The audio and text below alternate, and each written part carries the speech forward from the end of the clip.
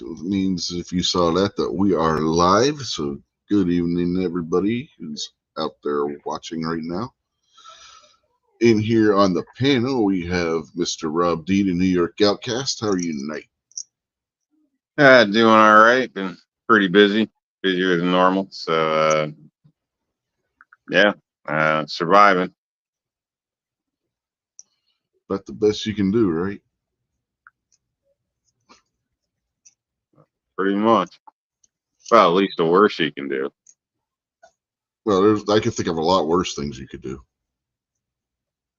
I guess. It's all how you look at stuff, I guess. I don't know. Yeah. Yeah, it's ideal to thrive, not survive, But, yeah, surviving is better than your worst that you're thinking of, I'd assume. Probably.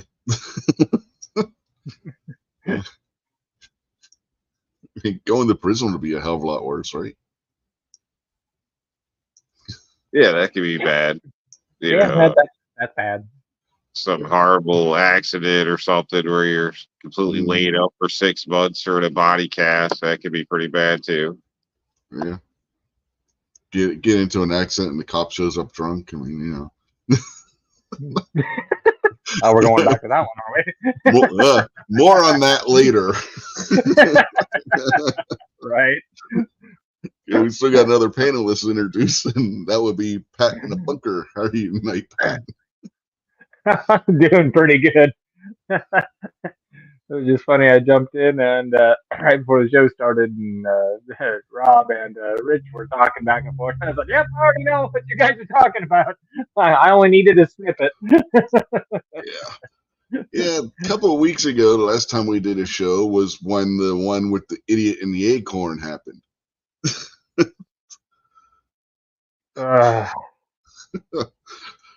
Oh boy, this week. Yeah, we didn't do a show last week, but this actually happened on the 21st of February. There's a drunk driving collision that happened in a small town in New Jersey, and there's a sergeant from the force and a couple of other officers that responded. Next thing you know, the police chief shows up and starts basically heckling the sergeant. It turns out the chief was drunk off of his ass. It got to be so bad at one point, the chief grabbed him by the arm and the sergeant just picks him up and body slams him onto the roof of a cop car. Tells him if he doesn't settle down, he's going to jail. We got Barbecue jumping in. Hey, Barbecue, how are you? I'm all right. How about you guys? Not too bad. How's Guns and Barbecue tonight? Doing all right. Awesome. So we're talking about the drunk police chief in New Jersey, if you've seen that story. Barbecue. Oh, I saw that a few weeks ago. I think Police Activity had it on their channel, which I don't want to say surprised me, because every once in a while they do show stuff where I don't want to say it's anti-cop, but I mean they are a pro-cop channel. And when I saw that, I was like, "Holy cow!" And then the Chiefs are just like, "You're suspended." I was like, "What?" I was like, "This Chief's career is toast." Yeah, the sergeants went back to work right away. The chief is suspended indefinitely pending the investigation into what happened. So here's the thing for me. that workbench that I sent in for Gorn this past Friday, I've had that for 2 or 3 weeks. I was putting that together when that video auto played on YouTube for me. And so I was listening to it, and immediately I thought the police chief sounded intoxicated. And then I hear the officer saying chief, and I'm like, whoa, I'm thinking to myself, what? So I'm just listening, and then I hear, the slam against the car, and I just hear everything transpired, having not been able to, put my phone up to my face like I normally would to try and see any of the events or anything like that. And I'm just like, oh, man, just from an audio standpoint, I was like, none of that sounded good. And hearing the chief, he clearly sounded intoxicated. And so I stopped what I was doing, replayed it. I listened to it like 3 times before I watched it. And I was like, wow.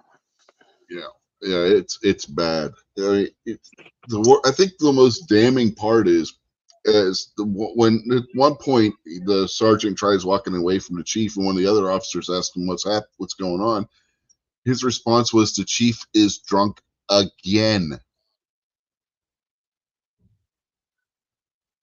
Yeah, that sends up a lot of red flags. At least I would sure hope it would anyway. And I thought the biggest red flag is how the chief get there in the first place, and if he's drunk again. Oh, you didn't notice in his hand he had a set of car keys. Well, but that's my point. And if he's drunk again, that means he was drunk driving before, and he was never written up for it or anything like that, and charged or anything else. And this raises a big problem. And this is a problem that I do have with the whole thin blue line thing, because it does create an environment of us against them, and it shouldn't be. I have a very big problem with this, of the rules for thee but not for me. You see videos where, hey, I just picked up a lieutenant from the jurisdiction next door for DUI or something, so now he gets to ride shotgun. Well, you, me, New York, Pat, anybody else, we'd be cuffed and sitting in the back. Doesn't matter how cooperative we are, doesn't anything, none of that matters. Hands would be behind our back, super uncomfortable. It doesn't matter that I would have a torn bicep tendon that I'm rehabbing right now. None of that would matter, but because, we work the same job and whatnot, you get to have your hands in front of you, and you get to sit up front, and here's your here's a phone to call your wife, and here, call your chief, let them know what's going on, and we're going to take you down the county, and make sure that you've got your union representatives on speed dial to get a lawyer there for you, et cetera, et cetera. Like, it's all BS. Yeah, I definitely agree with you on that, Rich. At times it almost seems like it's a good old boys club. You know what I mean? And you know what I'm talking about in a broad sense, with a broad stroke, and that can go for a lot of different other things too. But at times I could kind of see if it was kind of a one-off thing where they'd kept the guy a little bit of a break, and it's like, either get your shit right or get the hell out, kind of thing. Kind of like what any other organization would do, like the Army or the Navy, or it doesn't matter. If it was a single event, but after Rich said, "Oh, he's drunk again," it's like, yeah, absolutely no slack cut there. And No, it just these are the people that are in charge of keeping us safe. Yeah. How many crime scenes, if they're saying the chief is drunk again, did this guy show up too drunk already? Besides just this one. Yep. Did they figure out like why the guy even responded? I mean, was it a family member, one of his kids that was the suspect? No, he just showed up. He just has the radio and hears it and just drunk and has poor judgment at that point and just shows up because, you know, he's not doing anything better. Yeah.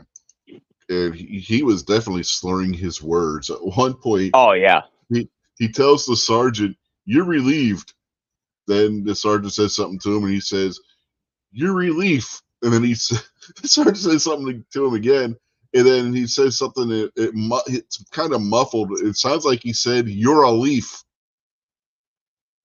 So, I mean, the guy was definitely drunk. There is no question. So, judgment bad. He heard a call. He decided he was going to respond even though he wasn't on duty. And probably cost himself his career at this point. Which, going back 2 weeks ago, when we were talking about the Acorn guy, some people shouldn't be police officers, and that chief is one of them. But here's the thing, because this brings up another issue. So, one, he said, Chief's drunk again. He knows the Chief's drunk there. The Chief put his hands on him. You, me, or anybody else puts our hands on. Chief's not on duty, technically. You know, I mean, technically he's always on duty, I guess, because he's the chief. You know, he's the highest ranking officer at that precinct. But, you know, he's not technically on the clock. And if he's on the clock, that's even worse, you know, since he's drunk. So if he's not on the clock, now he's regular Joe Schmo, just like you and I. Now he just put his hands on an officer. On top of that, he's doing it while intoxicated. On top of all of that, he drove to the scene. At what point are all the officers there not liable to have arrested him for DUI? Forget the assault on the officer or anything else. For just not arresting him for suspected DUI. Yeah. I don't know, man. DWI, interference with an investigation.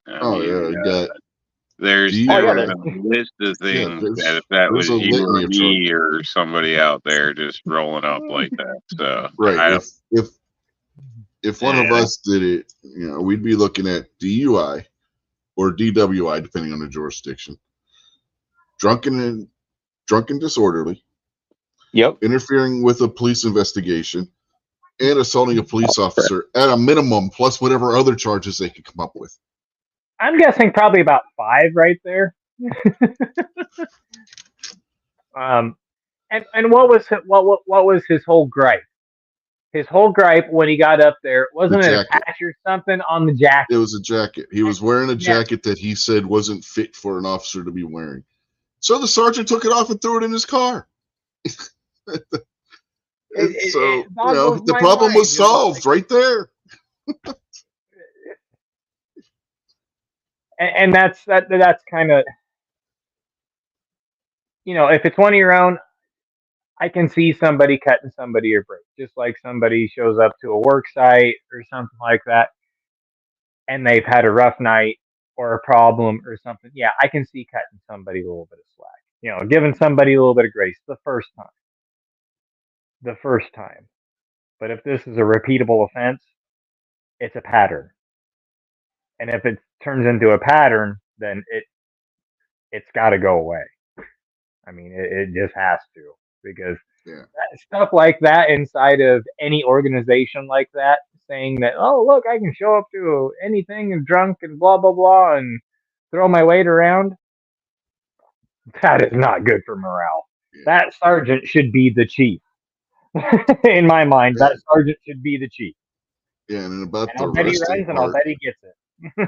and about them not arresting it, the sergeant was on the verge of arresting him. That's when the police started saying that he was relieved and suspended because he told him if he didn't get out of his face, he was going to arrest him right then and there. And that's when the chief starts about being relieved and being suspended. It wasn't even about him grabbing the chief and throwing him on the car when the chief tried grabbing him. It was when he said he was going to arrest him, is when he started saying that he was relieved and suspended. Yeah, we're definitely in different times, ladies and gentlemen. I wouldn't say I that. think there's Well, big difference too between not coming to a full stop at 2 a.m. and showing up, in a law enforcement capacity, intoxicated, driving and starting a problem on the scene. I think something like that. There shouldn't be a second chance or anything like that. DWIs, and there shouldn't be a second chance. No. 3 a.m, nobody's on the road, and you didn't come to a complete stop. Maybe we would get the break too. But you or I show up at work like that, or roll up on a traffic stop and start arguing with an officer and shit while we're drunk. Yeah, we ain't gonna get treated good, that's for sure. So it should be no. the same. There shouldn't really be a difference. And something of that level, there shouldn't be a second time. Chief was drunk at home or something. That's one thing, but on personal time, but not on the clock. Well, you're supposedly representing and policing the community. There's no excuse for that, in my opinion. Yeah. And the ironic part is that this was at a wreck scene that was caused by a drunk driver. Yep. And I'll clarify a little bit what I was talking about earlier about cutting somebody a break. I'm talking about like like one problem. I'm not talking like DUI. The guy's got 5 on him. No, I was talking about like a minor infraction or something, or somebody had a rough night or something like that. I'm not talking about like what this guy did. So it's I can see grace, giving somebody some grace in some areas, but something like that, if that was the second time, oh freaking hell no! Not even the first time. Yeah, and you gotta draw the line somewhere. Yeah, I know this happened a couple of weeks ago, but we didn't do the show last week because of Scott's been having his special guest on. So, but I wanted to cover it last week, but we didn't get a chance to. So, figured cover it this week, talk about it, because it fits right in with the past couple of weeks where we've had some really dumb officer interactions with people. Well, and I didn't know if you were wanting to switch gears, but I got another cop one that will really blow your hair back. Which one? The one in Houston where the 2 women cops shot through the window at somebody? Oh, sweet baby Jesus. We talked about that one. I think it was on Gary's show last week. Oh, you want to talk about infringements on so many levels? No, that one, the officers were actually in the right. They were vindicated. They were responding to a burglary call, and they saw somebody come storming to the door, I should say, with a gun in their hand after they had identified themselves as police officers. So one saw this, he said gun, next thing you know, bang, bang, bang, bang, bang, bang, bang, bang. Yeah, but how many rounds do you have to dump into a house before you go, wait a minute? Until you hit the person? Do you ever shoot through a window and your bullets don't necessarily travel straight? Right, and I understand that, and I'll explain myself a little bit here. But I mean, come on, everybody emptying their freaking mags And that whole situation, at least all the footage that I saw and everything and the setup that I seen to it, it was hinky. I'll put it this way: it was hinky on both sides. Because yeah, I know they're responding. I know there was a broken window, but at the same time, yeah, there was a lot of stuff that could have gone both ways. It was just, but man, the amount of rounds that they put through that freaking house, that's what I was amazed with. I was like, holy shit. I'm not familiar with the story at all, but, not necessarily illegal to be respond in your home to a break-in armed. No, that's not what happened, Rob. Yeah, well, I don't know. So, yeah, I'm just, from what it sounded like somebody inside. I don't know, the homeowner or something was armed, and then the police showed up. Well, and, what happened? Yeah, I'll just tell because you you the story scream from cop, I mean, you don't know where that guy's focus was. I mean, unless there was some type of posed threat to you, it's not a crime to have a gun in your hand. So I don't know. I mean, I should look more into the story, but yeah, I'll I give see you the they rundown. may have been justified, but that's where I think, that's that kind of that pussy aspect. Just because somebody has a gun doesn't mean you got to shoot them. But yeah, speaking out of turn, I don't know the case. Yeah, right, what and that's why I said it could have gone either way on that one. it here's what happened. Wow. Here's what happened. There's these two women that live in this apartment. They were going out, or they were coming back, something along those lines. They forgot their keys, so they break their back window to get in. A neighbor calls the cops and reports a burglary because he heard the window breaking. The two women cops are dispatched to respond. They go knocking on the door. Police coming to and they say something about checking about a burglary or something. And then the homeowner comes walking with a gun drawn, and that was that. Yeah. And the police were already on edge because they were told that there was a burglar in the house, or the apartment, I should say. Yeah, I mean, I understand, the department may clear them, but I still don't like it personally. Yeah, and that's the only problem that I had with it too, Rob, was it could have been a false call. It could have been somebody swatting somebody. They didn't have the full story. And in that line of work, I know you got to use your gut. You got to go with the information that you got. I'm not saying anything against anybody on that. But at the same time, I know they were looking through the window and they saw somebody coming up to the front door with a gun, and they weren't even at the front door. They were down and around where they could see the person with the gun. They were on the front porch, and they were looking right through the window into the living room as she was coming towards the door with the gun. Right, and they were off at an angle, and she was coming to. One was at the door. One was at an angle off to the side, looking through the window. Said, back up, they got a gun or whatever, and the other one backed up, and then they just started magnum. So I don't know. It was a really weird situation. They even had cover, at least. I mean, possibly concealment, but cover. I don't know if this is a wooden structure. Cops, no, they were. It was one of those porches that you see on an apartment building where you just have like that thin steel railing.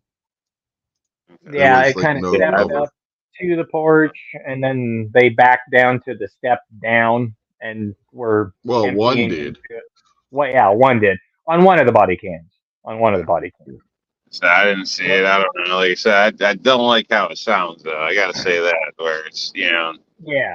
People are still concerned of your safety or just willing to take another life without backing up, verbal commands, anything like that, taking actual fire, something to justify it. And a person could have been deaf. They could have been in shock. They might have just woken up out of sleep because somebody threw something through the window. Who the hell knows? Like you said, So I realize that's not what happened, but it's just there's a lot of possibilities there. So it's just, I mean, Yeah. the person might not have had their hearing aid in. You know what I mean? You can think of all types of things where, I think you should at least, I don't know. I just don't like it.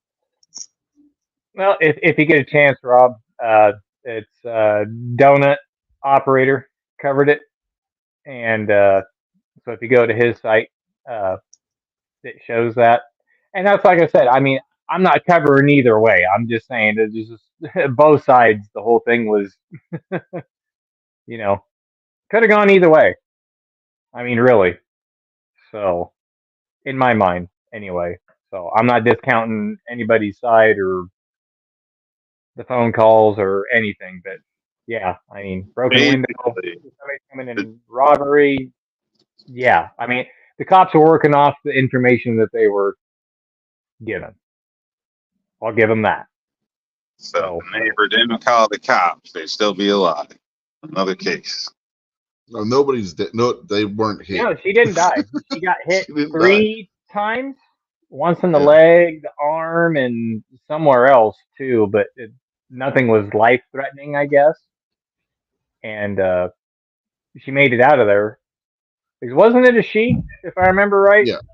Rich? Yeah, it was all Okay, females that's what involved I thought. except for the neighbor. The Yeah. neighbor was a guy, but the four that were involved in the shooting area at the apartment were 4 females. The 2 women that lived there, and then the 2 police officers.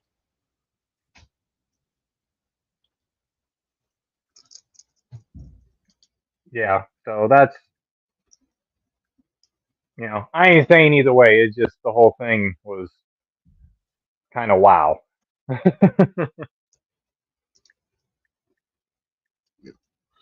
Well, let's see. Who do we got out there watching right now that's commented anyway? Kingpin was out there first, and then Barbecue, and then Ashley A, and then Pat. He doesn't count that because he's on the panel.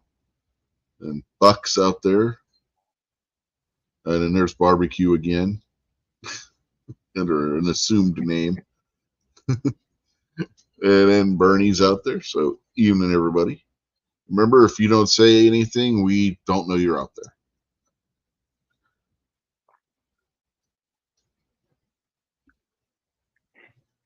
So how's that gun prototype going, Pat? Not worth a damn. I actually got the CAD loaded up on the computer. Oh shit, it's probably been 5-6 months ago. Finally got my CAD program loaded up on the computer and started doing CAD work on it, just to see if I could even map out a design on it. And I've got 2 big problems on it, which you probably already know. The feeding system, trying to go up through a double barrel, one stacked on top of the other one. I told you that wasn't going to work. Well, but I think I figured out an elevator system on it where it actually runs 2 rounds up at a time out of the magazine up through there. I'm getting closer. You put a personal challenge to me, so that's why I loaded the CAD program, my old CAD program, onto the computer and started running it. So it's getting closer, but it's just going to take me some time. Instead of having the barrels right on top of each other, stagger the barrels and then do a double magazine where it's staggered, where the one goes up higher into the firearm to feed that upper barrel. You mean kind of splitting off at a Y and no, kind of like 2 1911 magazines right next to each other, but one sits up a little bit higher.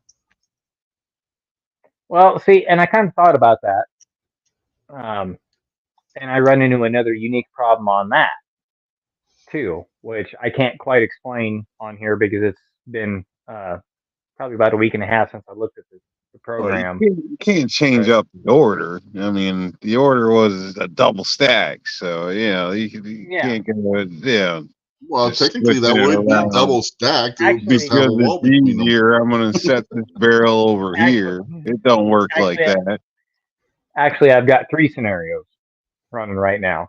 I've got where the barrels are side by side, but it runs 1 magazine, and it's a proprietary magazine on it, and it is a true double feed magazine. Double feed, double stack. Like an yeah, MP40 mag. True double feed, double stack magazine. They're not staggered. It's side by side with a divider in on it, and it's splitting off like that. Yeah, like a Sten or an MP40, like you would see in the old World War II machine gun, or some machine guns.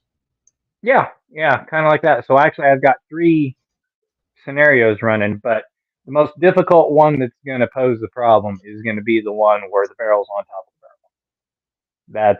And trying to get all that to run together, because if I'm going to do that, I'm going to do a unitized system where the slide on both barrels move back at the exact. It's not 2 separate slides. It's not 2 separate barrels. It's all unitized.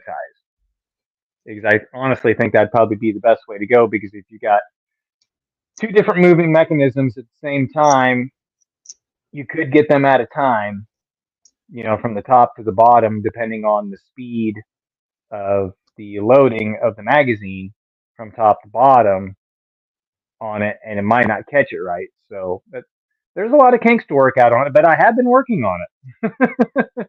Believe it or not, that was kind of a personal challenge you laid down to me 2 years ago on this. Yeah, it's been a couple of years ago now. Yeah, it has been. No, it's just my brain. Every once in a while, I get on the computer and I chug along on it a little bit and just see what the mechanisms and everything are going to be on it. So it might be a while yet, but it's interesting. It really is. Scratches my mechanical brain. Yeah, Home Defender 2600 would be next. So whenever you get this one knocked out, you got the next idea waiting. Which one's that, Rob? Say that again. Home Defender 2600. Oh. Yeah. Yeah. I can load that. The driveway guard for state. This has the potential to be one of those guns that it might not do very well, but from an engineering standpoint, could be extremely cool. Like the Nagant revolver, for example. Not a very good revolver, but from an engineering standpoint, it's a really cool gun. You know what I mean? Yeah. Because the way it's the only pistol or the revolver rather that can be suppressed because it seals completely. Mm-hmm. Yeah, and that's what a lot of people on those Nagant revolvers.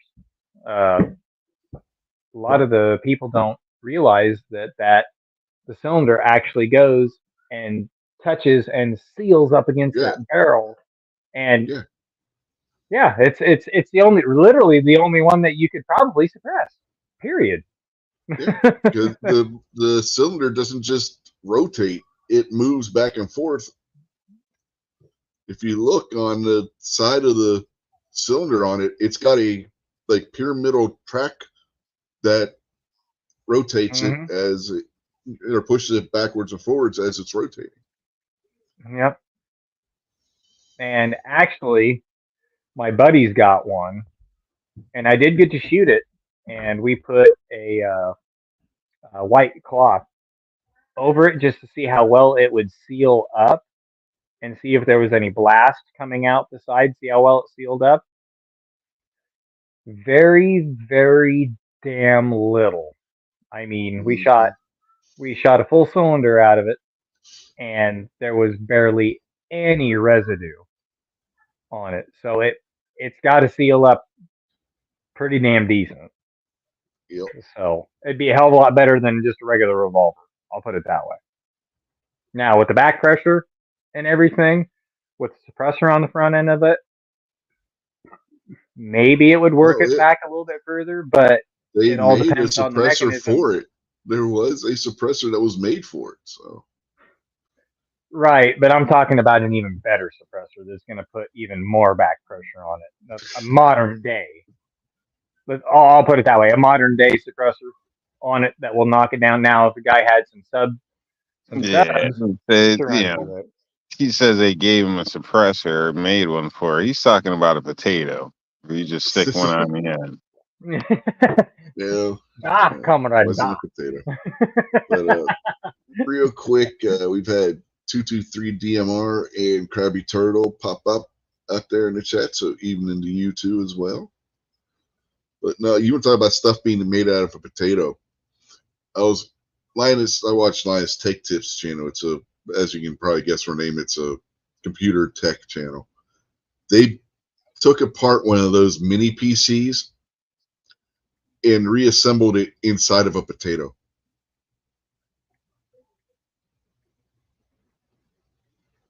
They made a literal potato PC.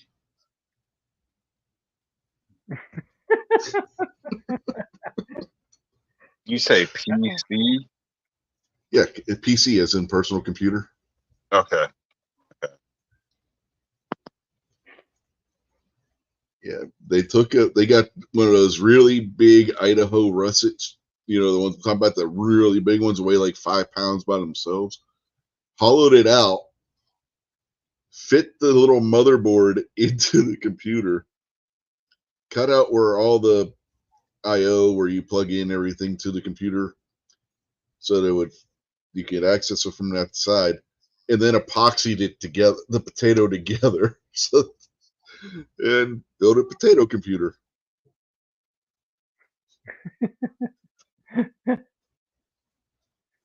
Well, it's a good thing it's a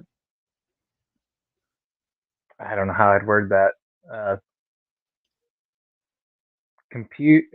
Personal computer. I was hoping you were going to add another C on the end of that for a PCC.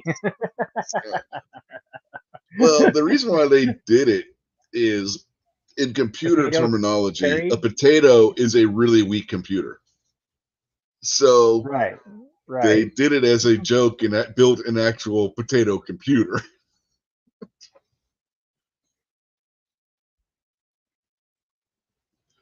Yeah, it's got a USB port so I can plug my camera into it. Yeah, it's got all the ports. It's got a full I/O panel on it. That's hilarious. And then to make it even better, the one guy who's actually an engineer built a mouse out of a potato to go with it, and a mouse pad out of hash browns. And they dip it in the lacquer, make it smooth. No, they just fried it and stuck it. It basically was all stuck together. You know, you get the hash browns and you fry them up. How they come out in a big thing. That's all they did. And the guy who owns the channel, Linus, was trying to game on it. And he's trying to game on it with the potato mouse. The mouse is just falling apart.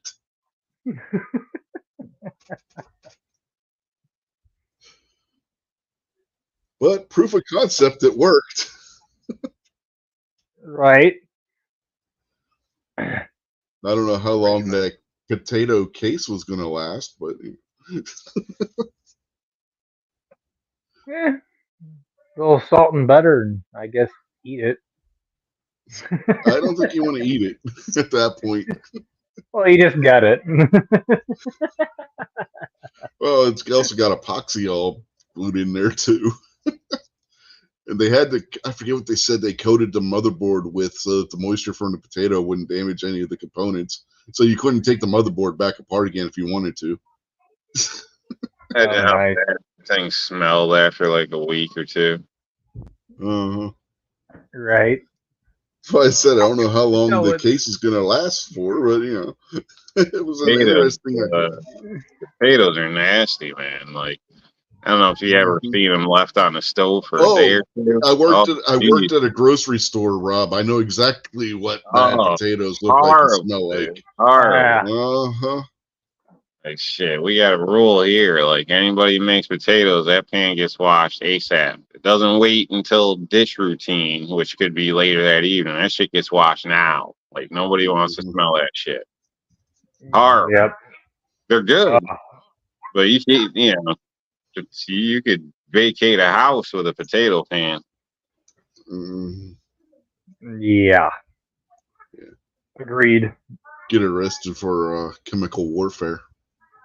Yeah, like go leave for the weekend and don't do dishes. Oh my gosh, you're gonna know.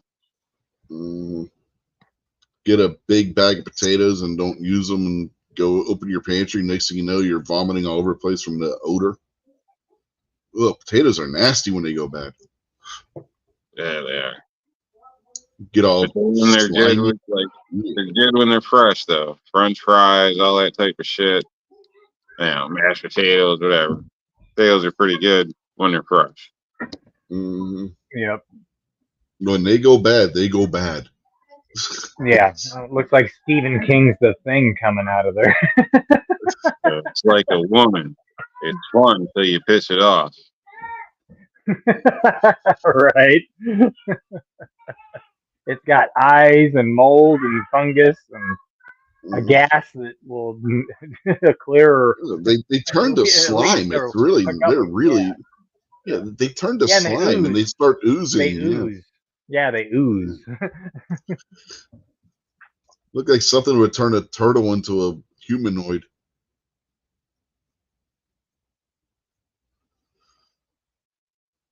Maybe that's what Shredder threw in the sewer.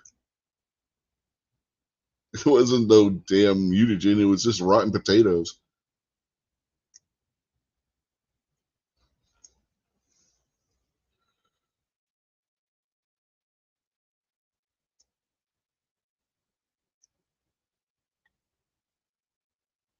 Oh, nobody liked the Turtles reference. Okay.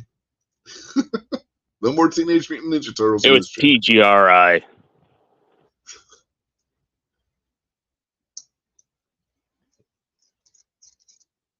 I was wondering what happened to barbecue.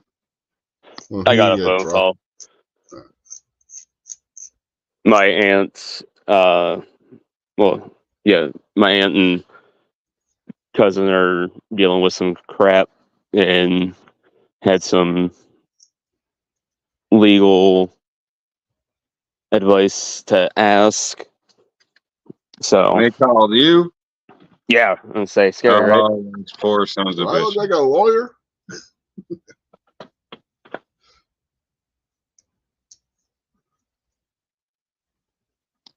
So you got bail money for him? No. I mean, I offered to help with the issue, but they're like, no. I was like, oh, well, your loss. So my wife, she'll be talking to the neighbors. Next thing you know, she comes in and she starts asking me all these questions. I'm like, what are you asking me this shit for? Well, they need advice. And it's like, do I look like a goddamn lawyer? I have a bachelor's degree in criminal justice. I'm not an attorney. No, but no, they were just asking how the law library worked and stuff like that. For 7 or 8 years, my aunts had guardianship over for one niece, and the dad's a sack of crap, and now he's randomly decided that he's just gonna be whatever he's being. So he kept the kid tonight, so the kid's gonna miss school tomorrow, and he's already made some weird threats towards them where they were like, oh, we're gonna have to, take him for custody, not just guardianship. And now they're like, oh, we're gonna have to go for emergency custody. So they were wanting to know how the law library stuff worked and what the whole process was for that and whatnot. So yeah, those are tricky situations. So yeah, it's pretty crazy. Somebody can take your kids and for the weekend or overnight, and then run down to the courthouse and file emergency paperwork and try to keep them. But well, it's the technically, thing. his kid. Problem Yeah. is, he's a sack of shit. Yeah. I don't know. Like you said, I don't know. I got nothing to say about nothing. I'm just saying, the system's kind of strange how that works sometimes. Yep. Mm-hmm. When we were kids, my stepsister's mother and my stepfather's mother got together and they decided they were going to kidnap my stepsister. They took her up to your neck of the woods, barbecue up to Pymatuning. Did they watch the ducks walk on the fish's backs? I would guess they would. I mean, you got to if you're up in Pymatuning, right? Yeah, I mean, if you don't, like, what the hell are you doing with your life? Exactly. I mean, you got to watch the ducks walk across the carp. But, people hear about that, they're like, "What?" I'm like, yeah, it's a huge tourist attraction. You like, let's go. Mm-hmm. We'll get some footlong along the way. And barbecue's not joking. You go up there, you go to the spillway off of Lake Pymatuning, and there will be a crowd there just watching all these carp and ducks and feeding them. And the ducks just walk right across the backs of the carp. And seagulls. We'll do it too. Seagulls too. And occasionally you'll see a bald eagle flying around too. Yep. It'd just be so friggin' amazing just to like see a bald eagle just come down and just like pick off a seagull. Or a carp. I know, but carp are so big and strong. Like that, so are bald eagles, man. I realize they are, but like, man. Remember, bald eagles will swoop down and grab a salmon. Yeah, and salmon ain't little. But man, that would be impressive either way. Yeah, it would. Say I've caught a couple carp, and like the first time I ever caught a carp, I was like, "What the heck is this?" And when I was like, "Oh shit, that's a 30-inch carp!" And man. Yeah, I've caught them in the Allegheny River over 30 inches long. And you find out real quick that a carp is nothing but muscle with a tail on the end of it. They are brutal. It always pisses me off too when I go to the honey hole, because there's a spot that I call the honey hole because it's great for catfishing, and that's what I primarily like to fish for is catfish.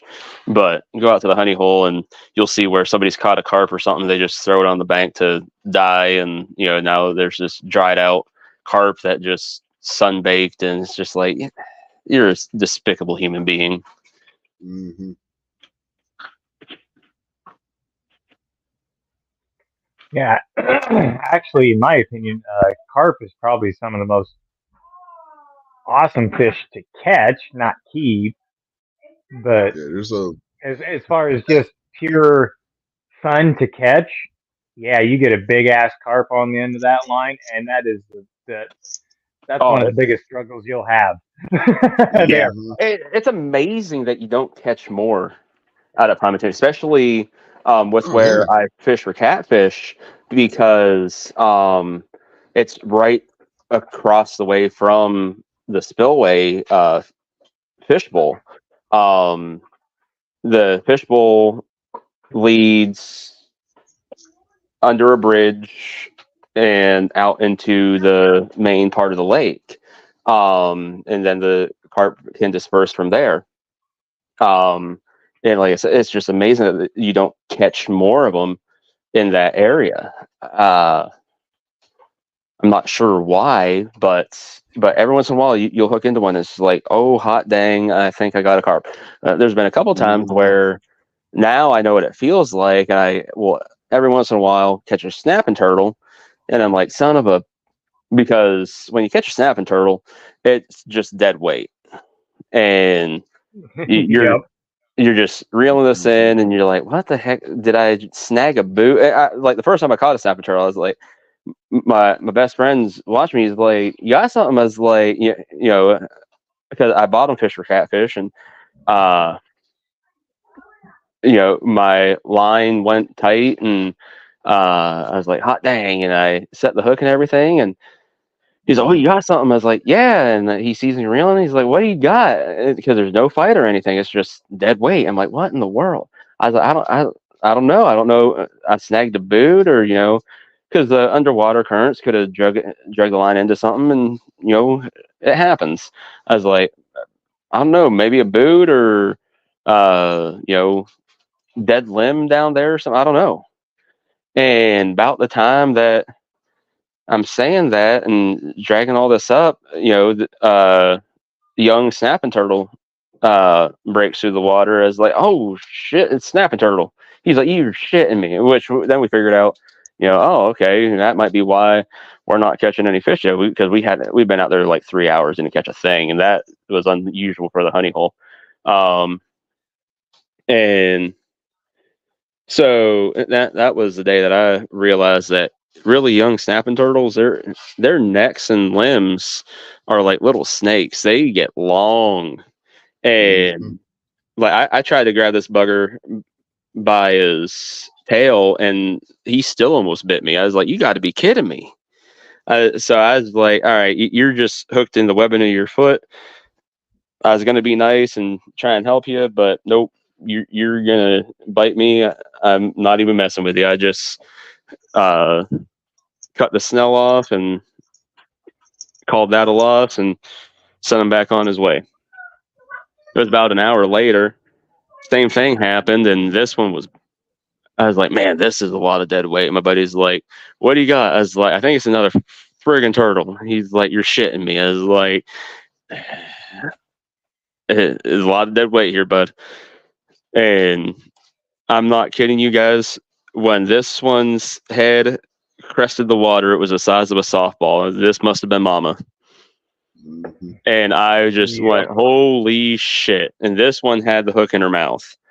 And what I use for bait is deer heart, because I stumbled onto that as catfish bait by accident, because I had a couple deer hearts in the freezer that got freezer burnt. And instead of throwing them out, I was like, oh, I'll chop those up and use them as catfish bait, see what happens. Work amazing. For a single deer heart, you might catch 50, 60 pounds of catfish easy. So I was like, I could eat those every year, or I could catch a bunch of catfish. I was like, well, they are delicious. So is 50 or 60 pounds of catfish. So, kind of half dozen one or the other. Right? Say when you're getting that much catfish out of them, I was like, it's kind of worth it. But man, when I'm not joking. The head was the size of a softball. As soon as I saw that, I was like, nope, I'm not even seeing the rest of you. I saw a little bit of the shell. I was like, holy shit. I just cut the rest of that snell, and I was like, we're done here for the day, bud. I was like, there ain't going to be a fucking fish around. Oh my God. I ain't never seen a turtle that big in my life. Yeah, they can get pretty good size. Yeah. When we whenever somebody around here, like if we're in a pond or something like that, and somebody catches a great big snapping turtle, they'll make it into soup. Yep. Every single time, and it is good eating. Well, and up here, it's weird because there can be seasons on turtles sometimes, and I don't know exactly when the seasons are, and I was like, I'm not even messing with it. Yeah. Especially when I wasn't about to try and wrestle her out of the water. I was like, nope. Strong. Exactly. Super strong. One that big, I was like, that's a fucking dinosaur. Mm-mm. Yep. No, actually, one of the coolest fish that I ever caught was a long-nosed gar. Oh, that'd be cool. Oh man, that was a blast because watch for the teeth on them bastards. And I've got pictures of it somewhere. This has probably been 15 years ago. But man, when I snagged, and they don't do the smaller ones. will move around quite a bit to get food, but the big ones just kind of sit there, kind of like snapping turtles and stuff like that. And Mm-hmm. I didn't even know I had anything on my line or why the line did not break because it went straight up through the middle of the snout and she swallowed it whole. And it went straight up and she clamped down onto that thing. And I thought the line was going to, I didn't know there was a long nosed gar on the end of it. But when she came up, it was right straight down the middle of her beak, right in between a set of teeth. And she stayed clamped on it. And why it didn't, fuzz out on the line and just snap it right away. It must have worked into her gums or something. And I got her pulled up, and it was 30-pound long nosed gar on that at a spillway at our, the dam that's about 30, 40 miles away from here. And man, that was fun to catch because you just don't see them very often up that way. So that was one of the ones that's hanging up at the 2 bars up there at the dam. So it was a lot of fun. It really was. The guy I worked with at Greyhound, he went on a fishing trip for his vacation down, I think it was Louisiana or Mississippi, somewhere in that area. And he hooked an alligator gar, and he came back to the terminal missing a finger. Gar took his pinky right off. No. Nasty teeth on them bastards, especially the alligator gar, which is like huge. Yeah. Yeah. That's no joke on an alligator gar. Something I'd like to catch one day would be a sturgeon. My grandfather used to go sturgeon fishing all the time. He had a family lived out in Oregon. He would go sturgeon fishing out there. He said that was a hell of a thing to try and reel in. Yeah, some of those get 300-400 pounds. I mean, they're big. I mean, those are dinosaurs themselves. Yeah. I mean, truly. Yeah, I know. Oh yeah. They've been around a long time. Supposed to be armed on the boat, guys. Because some of these fish out there will catch you. Exactly. That's why they have shark sticks. You guys know what a shark stick is, right? Yeah, that's the one where it's got the actual round in it, and all you have to do is stab it into them, and it goes off. Correct? Yeah. They're generally 357. Yep.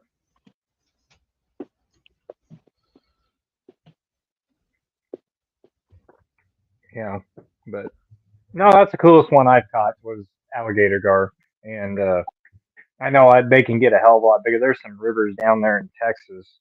I watched a documentary on alligator gar, and holy crap, that 30-pound one looked like a freaking midget compared to some of the ones that they haul out of some of those rivers and stuff. Oof. Yeah, alligator snapping turtles just as bad. Yep. So by something that's huge. Those are nope. No, those are prehistoric for sure. Yep. They look like something out of a sci-fi movie. Yeah. That's one. Like the guys that decide to wrestle those, I'm like, I don't know if they got more balls than brain. I don't know which it is. Yes. Actually, depending on how long they've been wrestling alligator snapping turtles, like maybe not. Both. They might be missing both at that point. Exactly. Yeah. Let's say the coolest fish for me that I ever caught, I think, probably be my 23-pound flathead. Oh, those are fun to catch too. Oh my God. Oh, awesome. So my buddy booked a small charter for him and I to go out on pontoon tuning. And so we're sitting out there for like an hour with this guy, haven't even had a nibble. And so I'm just asking, like, you ever get skunked or anything on any of these? And he's like, nah, we normally catch something as like, if you do, like, do you normally refund, or is it just like, hey, that's fishing, just make small talk with him. And I was like, what's the weirdest experience you ever had? And he's like, oh, there was these couple guys that he said, like, they just sat there, they didn't say like jack shit, and they just like kind of look at each other and just like the way you made it sound is like, man, I would have been worried that like they were just gonna kill me and steal my boat or something. He's like, I was starting to get that feeling. I was like, I'd have just said, hey, we're gonna go back to shore. I give you back your money and then some. Have a great night. But so he's like, because he said like they would catch fish, they wouldn't even get excited or anything, and all this crap. And but so very first fish gets on, and I told my buddy, go ahead and take it. I was like, you booked this, He's like, no. He's like, and this is right after I lost my vision, and he wanted to do something special for me to keep my spirits up and whatnot. So he's like, no, you go ahead and get this one. And first fish we hooked into ended up being the 23-pound flathead, and holy shit. And like the guy running the charter, he would do catfish competitions, and he would do catfish competitions on pontoon as well. And he was actually, where Burrow Industry is, right, Rich? Off the top of my head, I can't. It's up by Aliquippa. Okay. By Shipping Port. All right. But anyways, that's where he was from. So he did a lot down on the Allegheny, but he would come up to Pontoon to do some of the catfish derbies and stuff like that when they would do those. So when he saw this 23-pound flathead, he couldn't believe it because like nobody catches anything that big out on Pontoon. So just to catch that, doing a charter like he was, he's just like, you got to be kidding me. So like he's completely stoked. By the time I get this thing landed and we get it into the boat, I'm just completely exhausted. So like I finally, get some energy again, because at that point I was super out of shape, fat as hell. Good golly. So like half hour later, it's like, sorry, I didn't mean to like seem like one of those dudes that doesn't get excited about catching a fish or anything, but damn, that thing damn near killed me. He's like, I was wondering if you were going to be one of them. I was like, no. I was like, I normally get excited. I was like, I thank you for getting all excited for me. I was like, that damn thing wore me out. Man, like catfish are strong, but you got a 23-pounder. I was like, holy cow. Yeah. We were at up Moraine State Park on Lake Arthur in our canoe one time. And this is a fish that got away story, just so you know.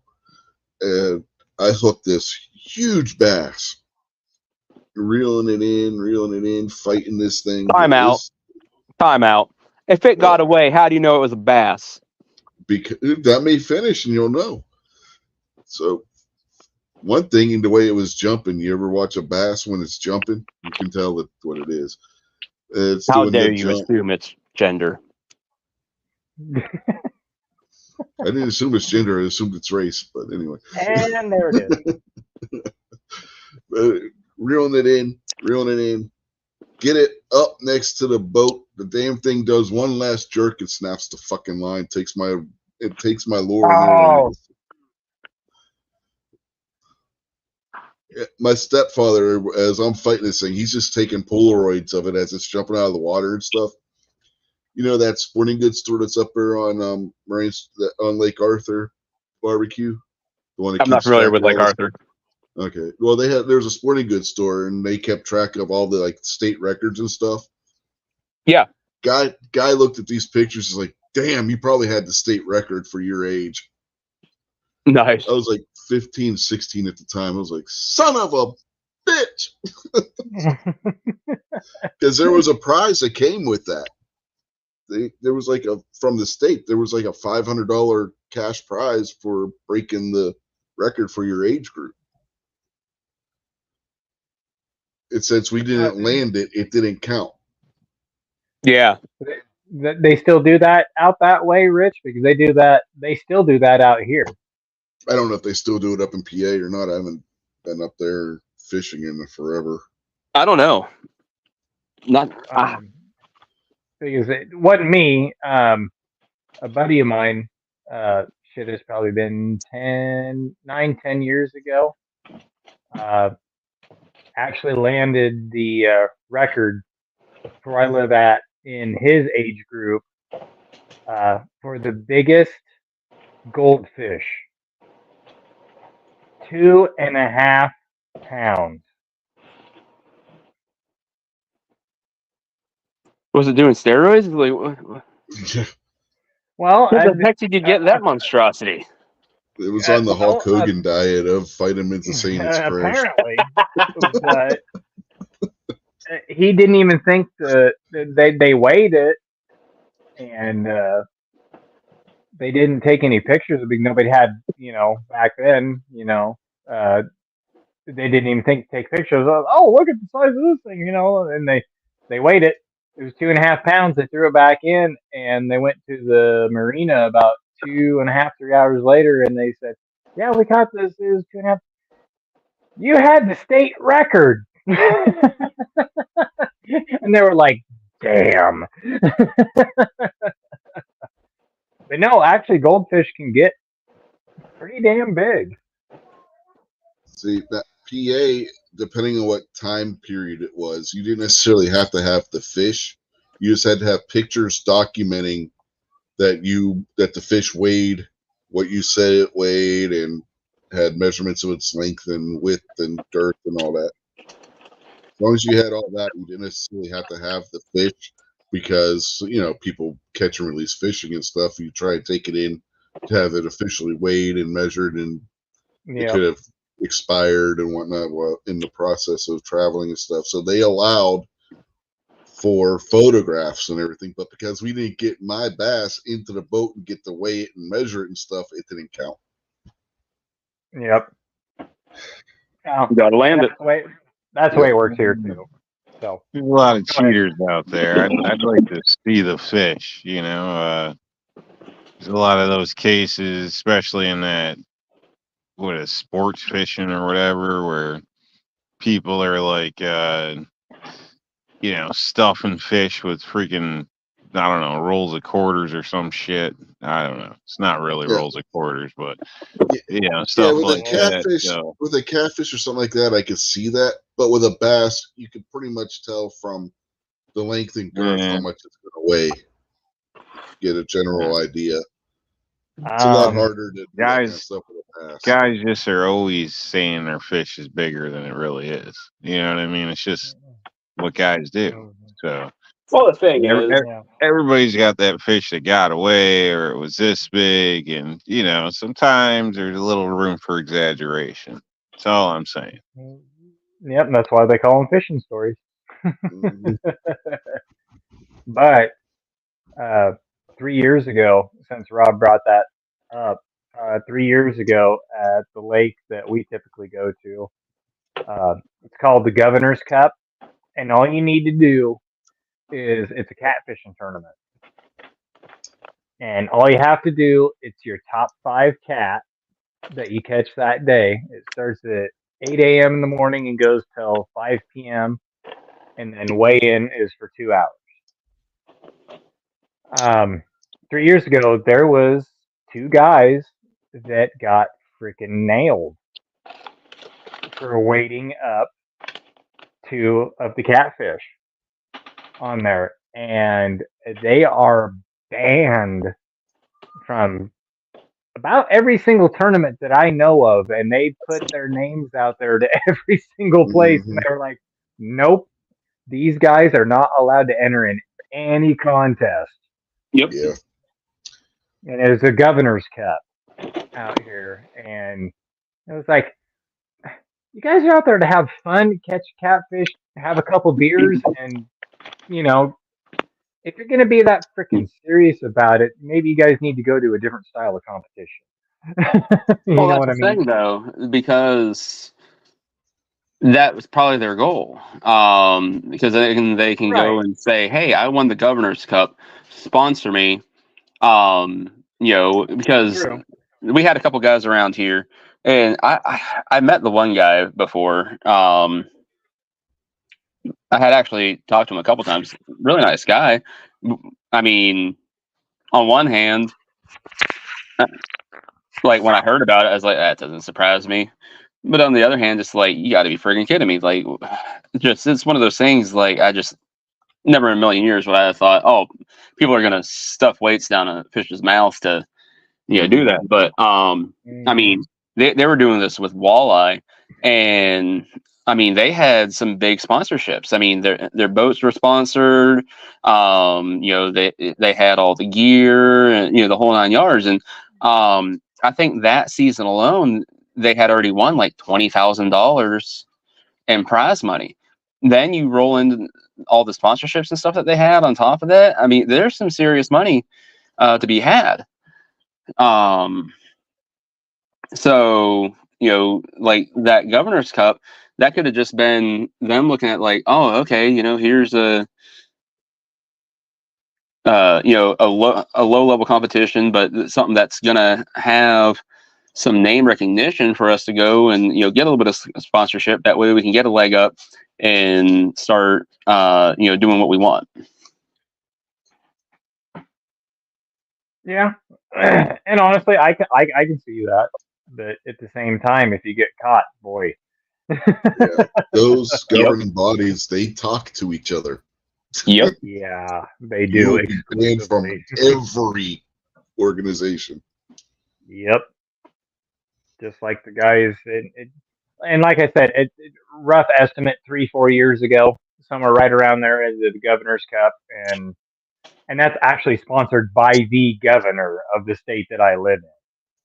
So it's like, yikes. Yeah, That's why they call it the Governor's Cup.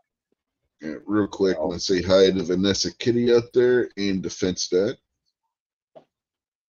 howdy, y'all. Good evening.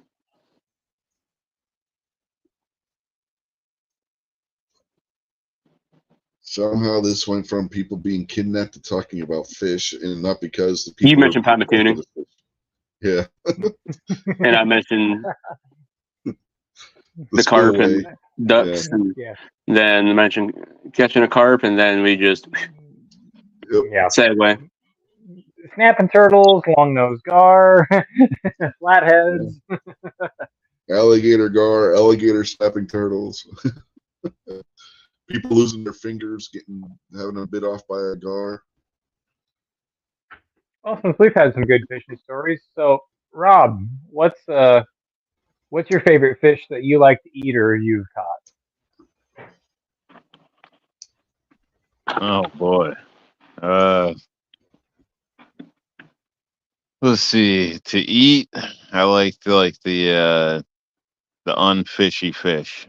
So A good white fish. pretty much, yeah. Lots of lemon pepper, stuff like that. I think that's pretty good. It's how I usually do most of it. Uh, I've had, salmon's all right. I've done like the salmon patties before. I think those pretty good. Uh, let's see. Yeah, I don't remember bullhead, but I used to eat that a lot. Uh, that's about that. As far as fish catching, I guess I don't know. My craziest story is basically when a fish caught me, pretty much. So I was looking for the picture earlier when you guys were talking about the carp, and basically as a kid I was babysitting a pole, and damn thing bit on, and I didn't want to let go of my dad's pole. I was knew that wouldn't be good, and basically got dragged into the river. So And they got me, and I still had the pole, and we ended up getting a fish, and I got a picture of it somewhere because the fish is literally about as big as me. So that's most memorable, I guess. Other than, I guess, time spent fishing, taking kids out to go through the routine. Yeah, when my brother and I were little, we went on a fishing trip with our mother and father before they got divorced, and our uncle went and his wife. And my brother was probably 3 years old, something like that. And they gave him a fishing rod and told him, "Here, hold this, and maybe you'll catch a fishy." He caught a fishy, and the rod went in the water.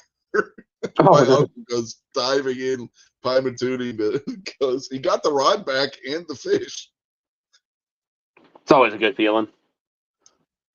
So there was one time, actually, it's on video somewhere, of we're out this small, actually, I shouldn't say small pond. It was a very, very large pond. It's kind of like a small lake, built by the Game Commission. And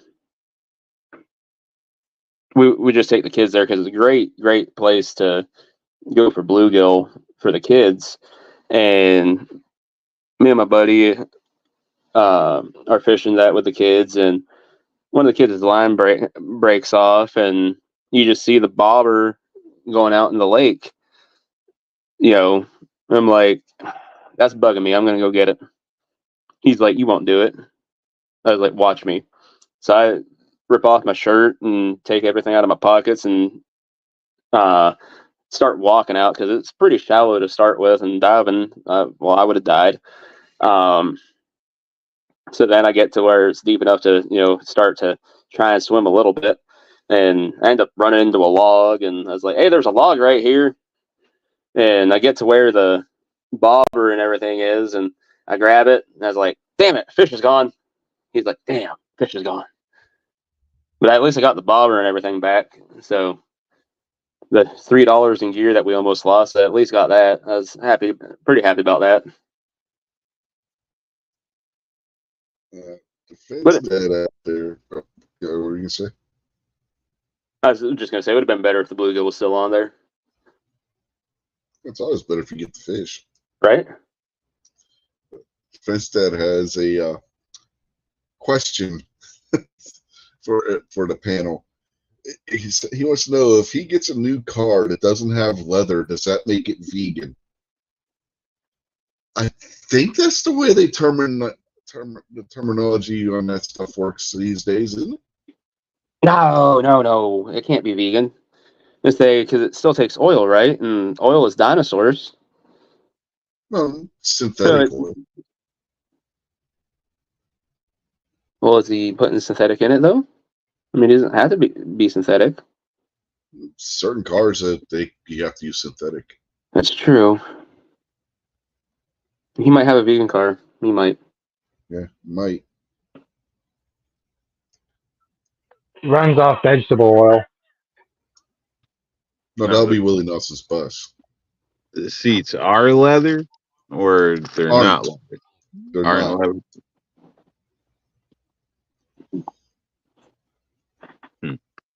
Yeah, I don't know. See, I wouldn't think that would represent whether you're vegan or not. So I don't know where he's even. Well, they got shoes and stuff that aren't made with leather. They call them vegan now. So like if you got a pair of Chuck Taylors, those are considered to be vegan shoes because they don't have any animal products in them. It's kind of silly, right? Yeah, definitely silly. So I don't know. I say the hell with all that shit. Defense Dad, don't worry about it. Now, if you have a vegan car and you run something over with it, is it still vegan? I think so, because I mean, technically, vegans just don't eat flesh. Well, the car just ate the animal, so.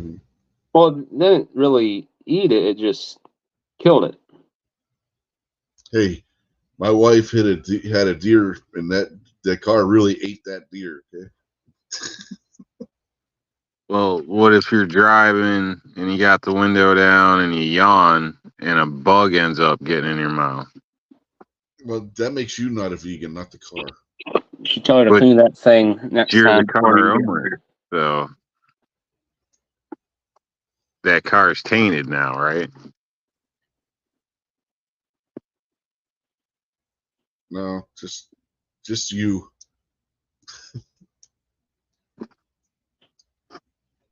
Yeah, I just wouldn't worry about it, man. Yeah, he said his current car has leather. It's a carnivore.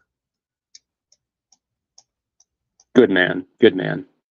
Now, Wood says he's a secondhand vegan. I think that applies to everybody here on the panel, right? I have 40 pounds of bacon in my freezer right now. Well, pigs are omnivores. I just wanted to brag.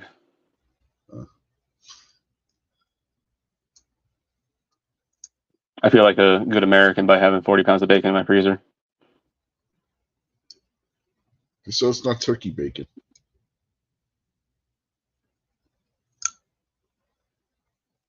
Turkey bacon. Oh my goodness. That's a thing. I know. It's just you know. Turkey bacon is not bacon. It is turkey product made to look like bacon. Mm-hmm. Thank you. Bacon bits. Those things are not bacon either.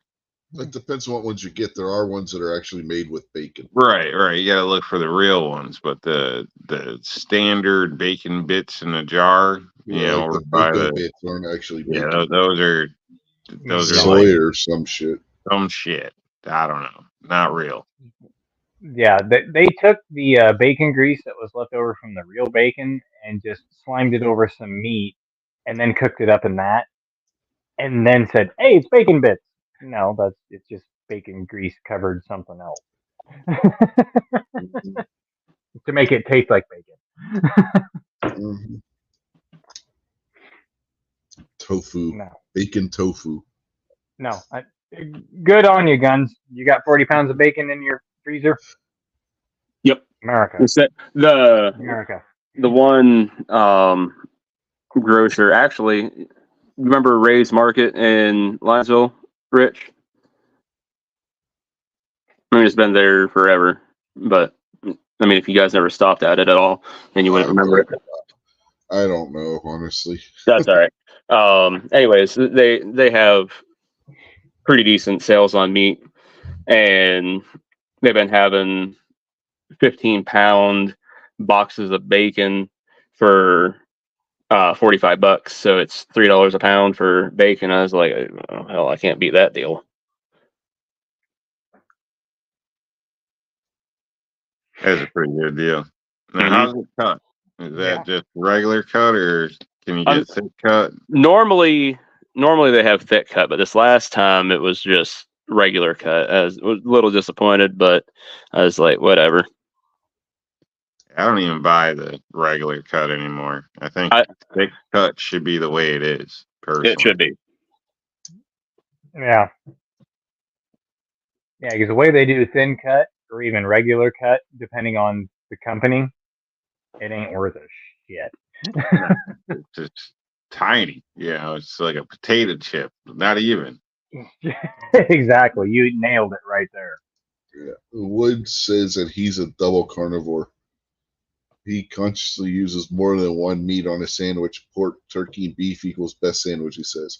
See, now my favorite sandwich is a good Italian sub. Got 2 different kinds of ham on there, salami, pepperoni, provolone cheese, some mozzarella cheese. That's a good one, Rich. And then you can throw bacon on top of that, and then you got all the 3 little pigs. Well, you already got 2 types of ham, salami and pepperoni. That's all pork. Yeah, you throw the cooked bacon on there because there's a sub place that you can have anything your way, whether it's 6-inch or 12-inch, and I get that, and they've got the bacon that you can throw on top of there, and I do it that way too. I always tell her if she Oh wants a God, 6-inch, she'll have to take it 3 times. Our local Subway is pretty damn good, and I get one of their specialty Italian subs, and man, that thing is really good. Some Subways ain't worth a damn, but the one we got here is pretty damn good. Subways suck, in my opinion. But eating a lot of Italian, Rich is on to something there. But it's hard to beat a good roast beef or even corned beef once in a while. Corned beef. Oh yeah, corned beef, Reuben and something like that. Yeah, it's that's a sandwich, boy. Preach on, New York. I went to a 5-star restaurant in Pittsburgh when I was in high school with junior achievement. Everybody else is getting like prime rib and shit. I got a Reuben, and damn, that thing was good.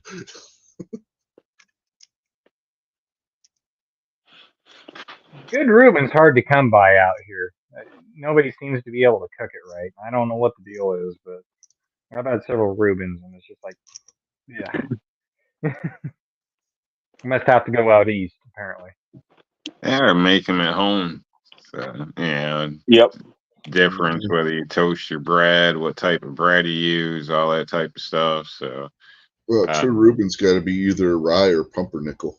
Yeah, I like the rye myself. I mean, I'm a rye guy. I'll go with both, but to me, it's typically rye with a Reuben. So yeah, but yeah, toasted bread and everything. Do it up right. You're getting me hungry now.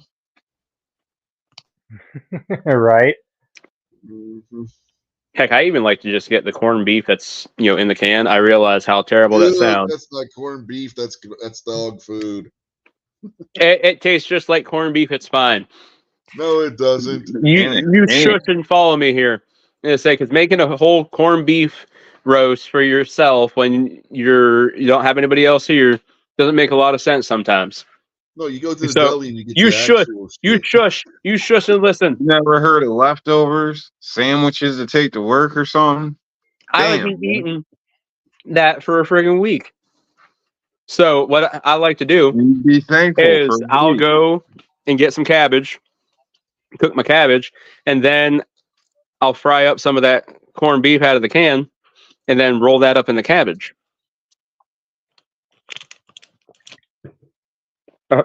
That's pretty good. That's the way my dad does it. I can't remember the brand of can that he uses, but it's like an orangish salmon color. It's pretty good. Yeah, I've had it. It's good, but it's hard to beat that. Oh yeah, it's hard to beat the 100%. Like compared to an actual corned beef brisket, like I mean, there's no comparison at all. Like, don't get me wrong. I've never had corned beef from a can. I never even came from a can. But I will admit to eating salmon from a can, making those salmon patties. And that's have you had corned beef hash from a can? Yes. Same thing, just without the potatoes. It's totally different. No, it's the same thing, just without the potatoes. That's I mean, it tastes just the same, except you don't have the potatoes in it. That's serious. Looks like barf. I'm not disputing that, Rich.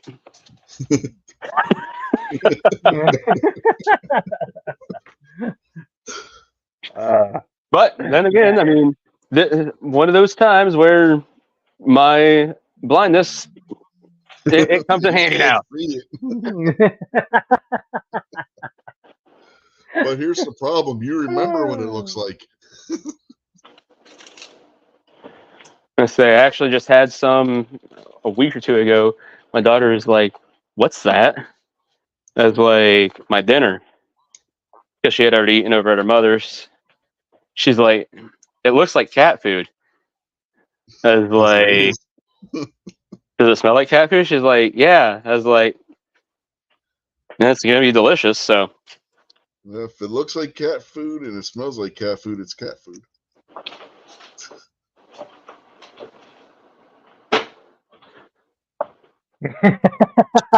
Oh, here we go. Defense that them's is fighting words. Some of them MREs are damn good and they don't look like canned meat. Yeah.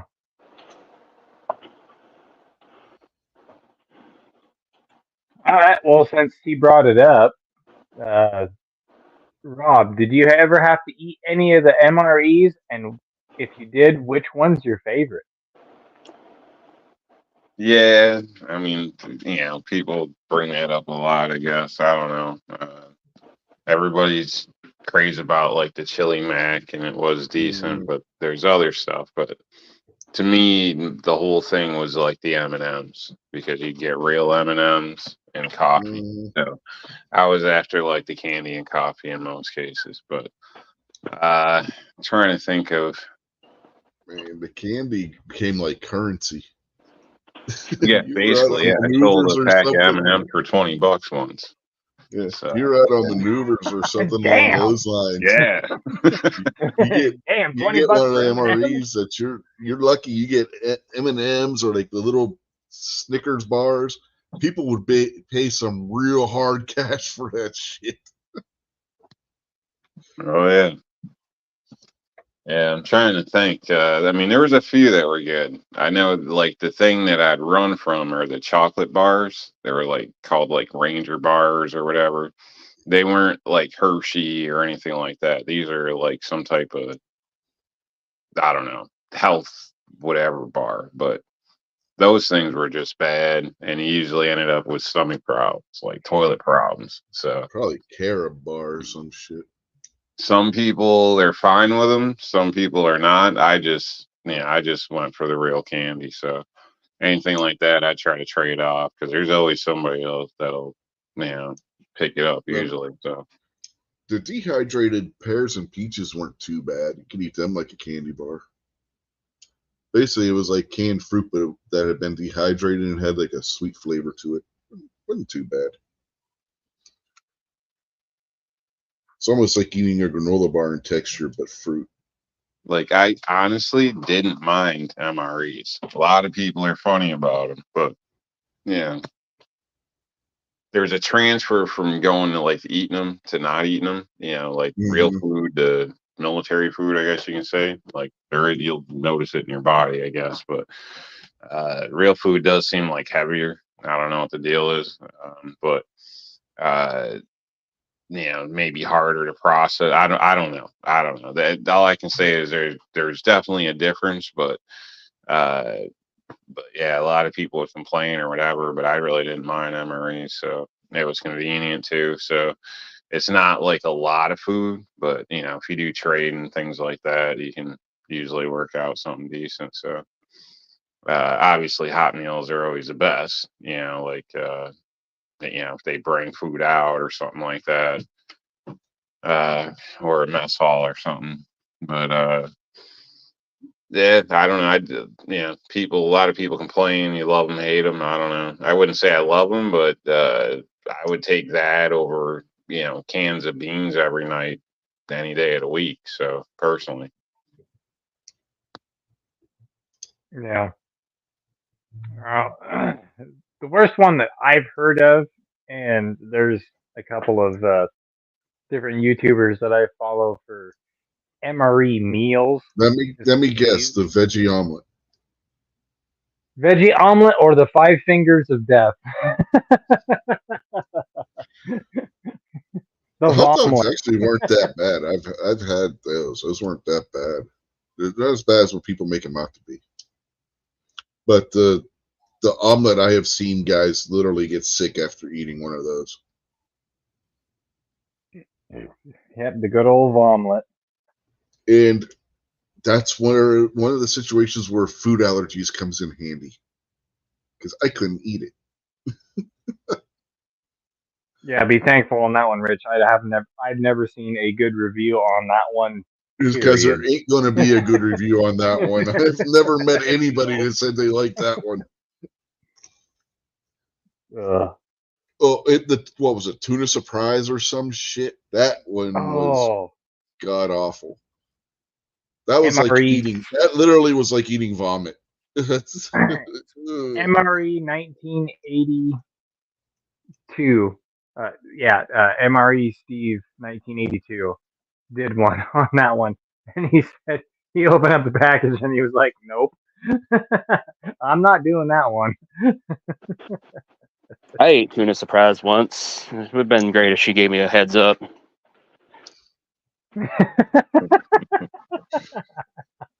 Keep in mind, some of these MREs, like, they're not, it's not something that none of them look appealing, really. No. I mean, it's looks like freaking baby food in a pouch half of the time, or a brick. It's one or the other, unless you get like some applesauce or sliced apples or something in a little package. Like, other than that, it's all kind of mystery food. So, really, it's if you think of it like as a survival sense, I mean, at least it's it's supposed to be real food. It's better than grubs and shit like that. So when you think about it, you know what I mean. So maybe it's not ideal just to snack on or whatever, but obviously camping, anything like that, if you work kind of out and about where you could get stuck somewhere, it'd be good to maybe keep a couple in your vehicle. But obviously you get to, you can shop by your choice variety in a sense. And then in a lot of times when you're in groups or whatever, people just trade out, they'll try to, everybody's got preferences, so, but yeah, I mean, if you're just, ordered some shit and open it up, there's a good chance you might not want to, eat more than a taste of it. Yep. It definitely don't look pretty. Yeah. Even the crackers are funny. Like, they're little tiny little brick things. Like, they look like little religious wafers almost. Yeah. You might think it's a dehydrated washcloth in the dark. Dehydrated washcloth. Did we eat the same tuna surprise, Rob? Jeez.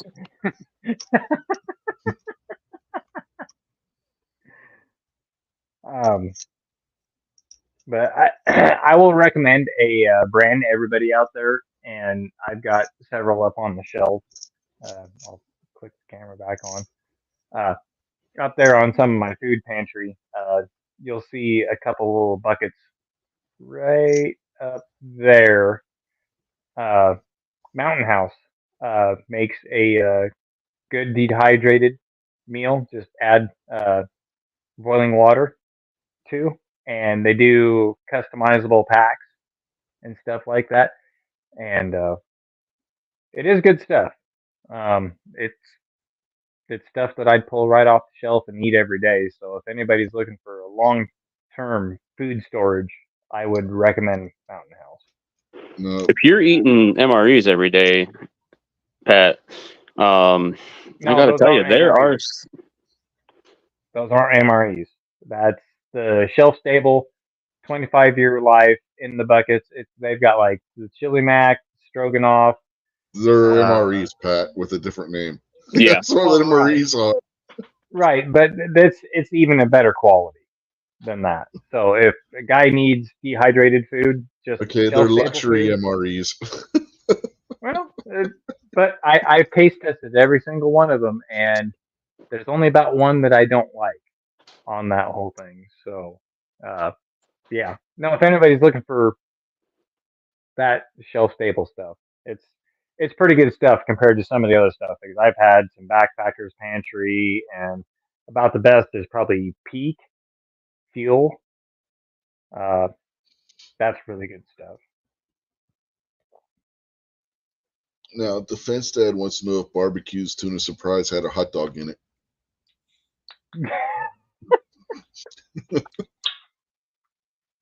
It was like a sausage. Come on, give me some credit. Actually, A says that she loves those things. Pat, she made the chili mac one today, she said. No, I have you guys ever had any of the Mountain House stuff No, I before? can't say I have. I've tried some, and yeah, honestly, I don't think any of the freeze dried is great. I think some are better than others. So, but Yeah. I've only had like a sample of one, but I would definitely call it edible. So I don't see a problem. I think it's a good thing that, you know, a good thing to have. That's one of those things that probably every household, should have ideally in case of, some type of natural disaster, emergency, or whatever.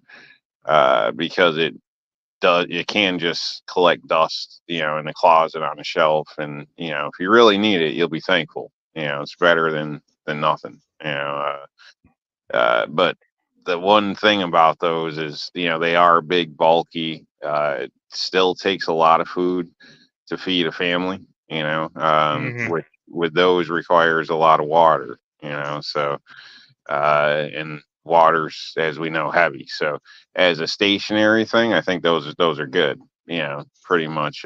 But as anything mobile or backpacking, they do sell it in other ways where you can buy individual packets. I would obviously take that route versus buying a big bucket to carry along or whatever. But uh, Yeah. Pro depending pack. how you buy them, I guess. You know, you keep in mind the situation you're looking at. But that's the one downfall. Not that I'm knocking them, but people I think don't really realize how much water is involved in some cases. So especially if you're using those, it could be an emergency situation. So you got to have the water to match the food. Plus cleaning. Plus your standard gallon a day per person for consumption. So and then, if you want to brush your teeth, you want to clean your pits, wash your ass, that's water too. So, so it all adds up. So, you got to have a good water source if you're really counting on dehydrated food. Yep. Agreed. And it's just one of those things. That's kind of my backup. That's not my primary food source, but every once in a while, I'll get out and we'll sample It's good to a have. different one every once in a while. Yeah, it is. It's just a shelf stable backup. So I'm not saying one's better than the other, except for you're never going to beat fresh. So it's just hands down, you're never going to beat fresh. Yeah, real quick, going back to the MRE and the hot dog one. I've had a hell of a lot worse hot dogs that came out of a grocery store. Just saying. Yeah.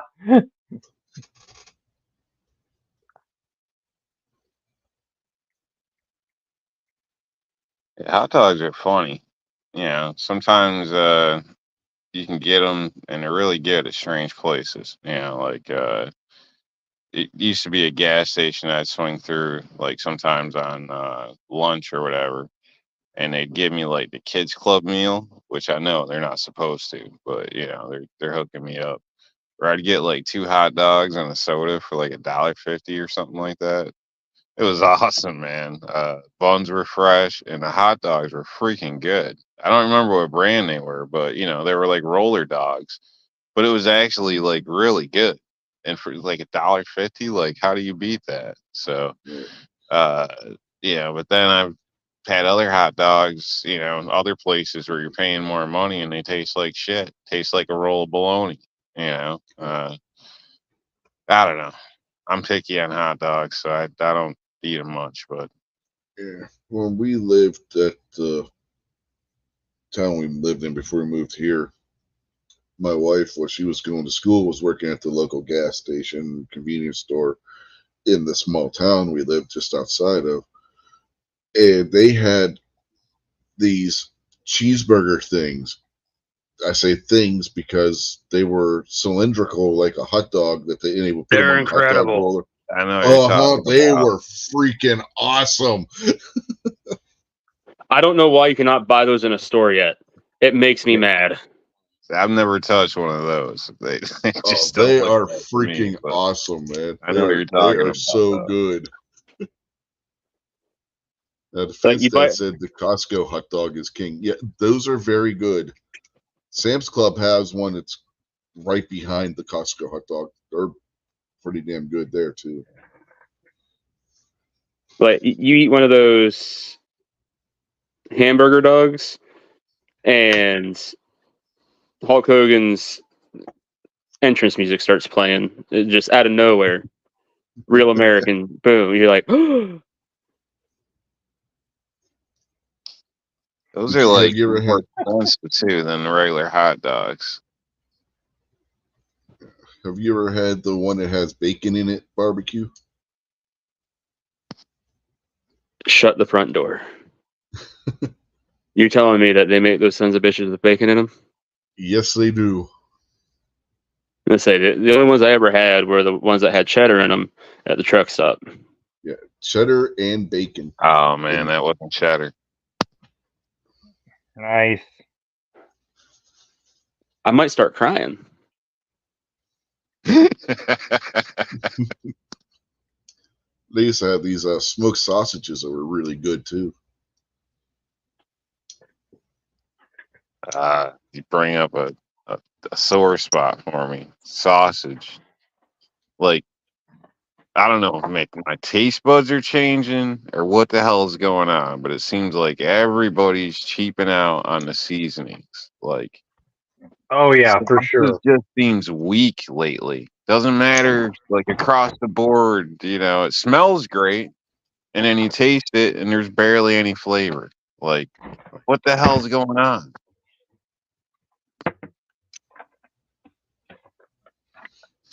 Have the prices skyrocketed on this, whatever goes in the spices to it or something? Like, maybe. Yeah.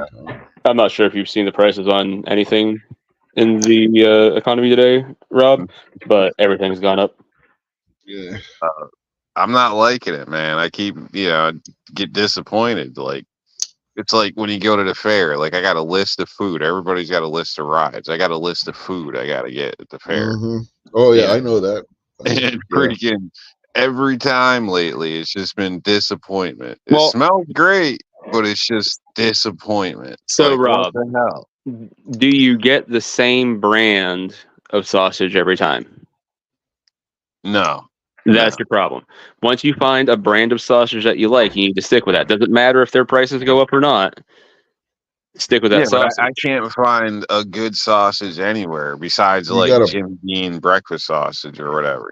Jimmy Dean. So that's got some flavor. Still tastes like Jimmy Dean. Everything else is weak. Butcher shop, Rob. I was gonna say go to your local butchers. Also, just go to your local grocers, not Walmart and bullshit like that. Like I was mentioning, Ray's Marketplace in Linesville, where I've tried those places already. Even a couple local little butchers where I paid extra money. I even bought rolls individually from there to match how much sausage I was getting, and it still was disappointing. So I don't know what the hell. Another option is, because if you're going to local butchers, say, hey, I want to buy a quarter pig, but I want it to be sausage, and I like my sausage to be stronger on the seasonings, and just do a quarter pig sausage, and tell them. Depends. Like I just saw a listing here for quarter pig. I think it was like $150. $100.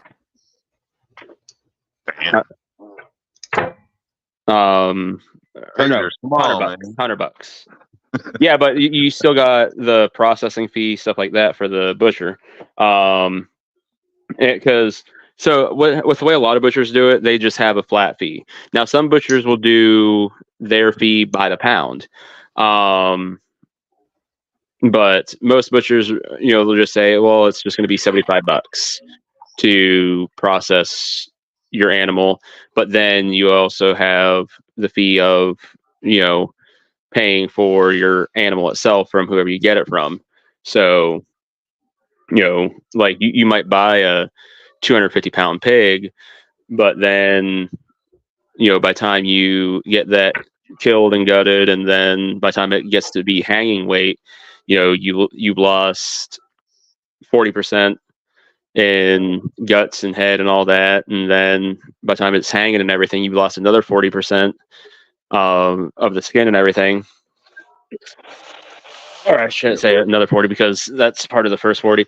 But then after it's processed and everything, you've lost another 40% of the weight from the bone and everything. So, anywho, people think like, oh, it's going to be super lucrative to, go buy a whole pig or a whole cow or half a, pig or half a cow, stuff like that. It's really not super lucrative.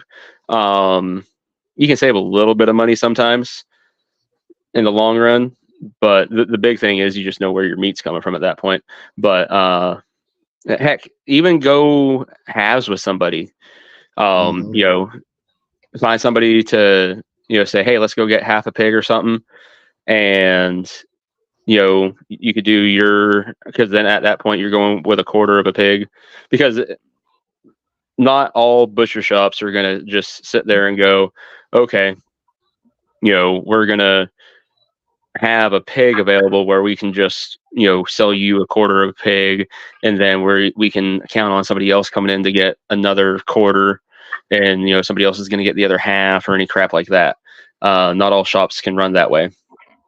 Fortunately, the shop that I have locally has a really good clientele base, and they can.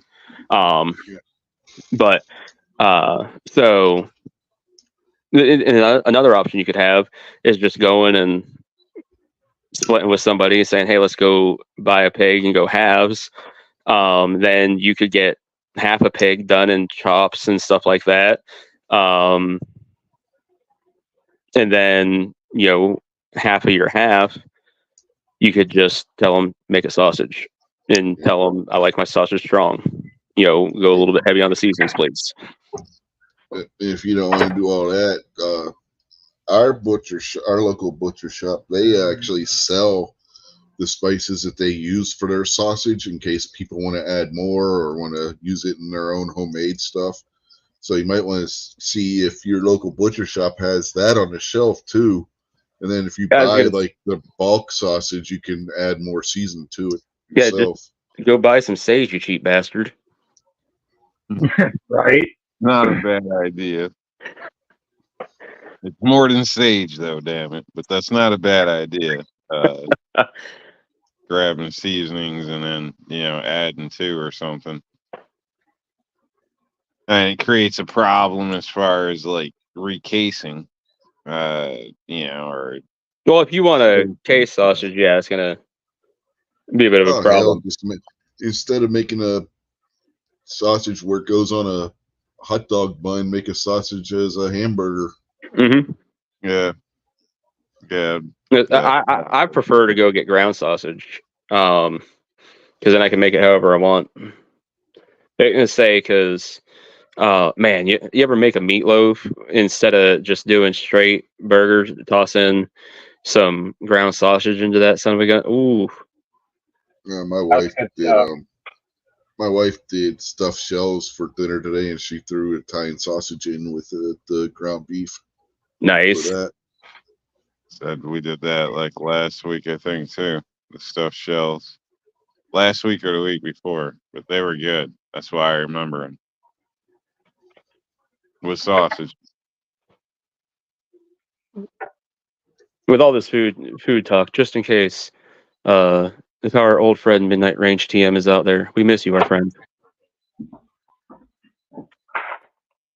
Sometimes when she does meatballs for spaghetti, she'll combine ground beef and Italian sausage with that, or either the sweet or the hot sausage with the ground beef to make the meatballs.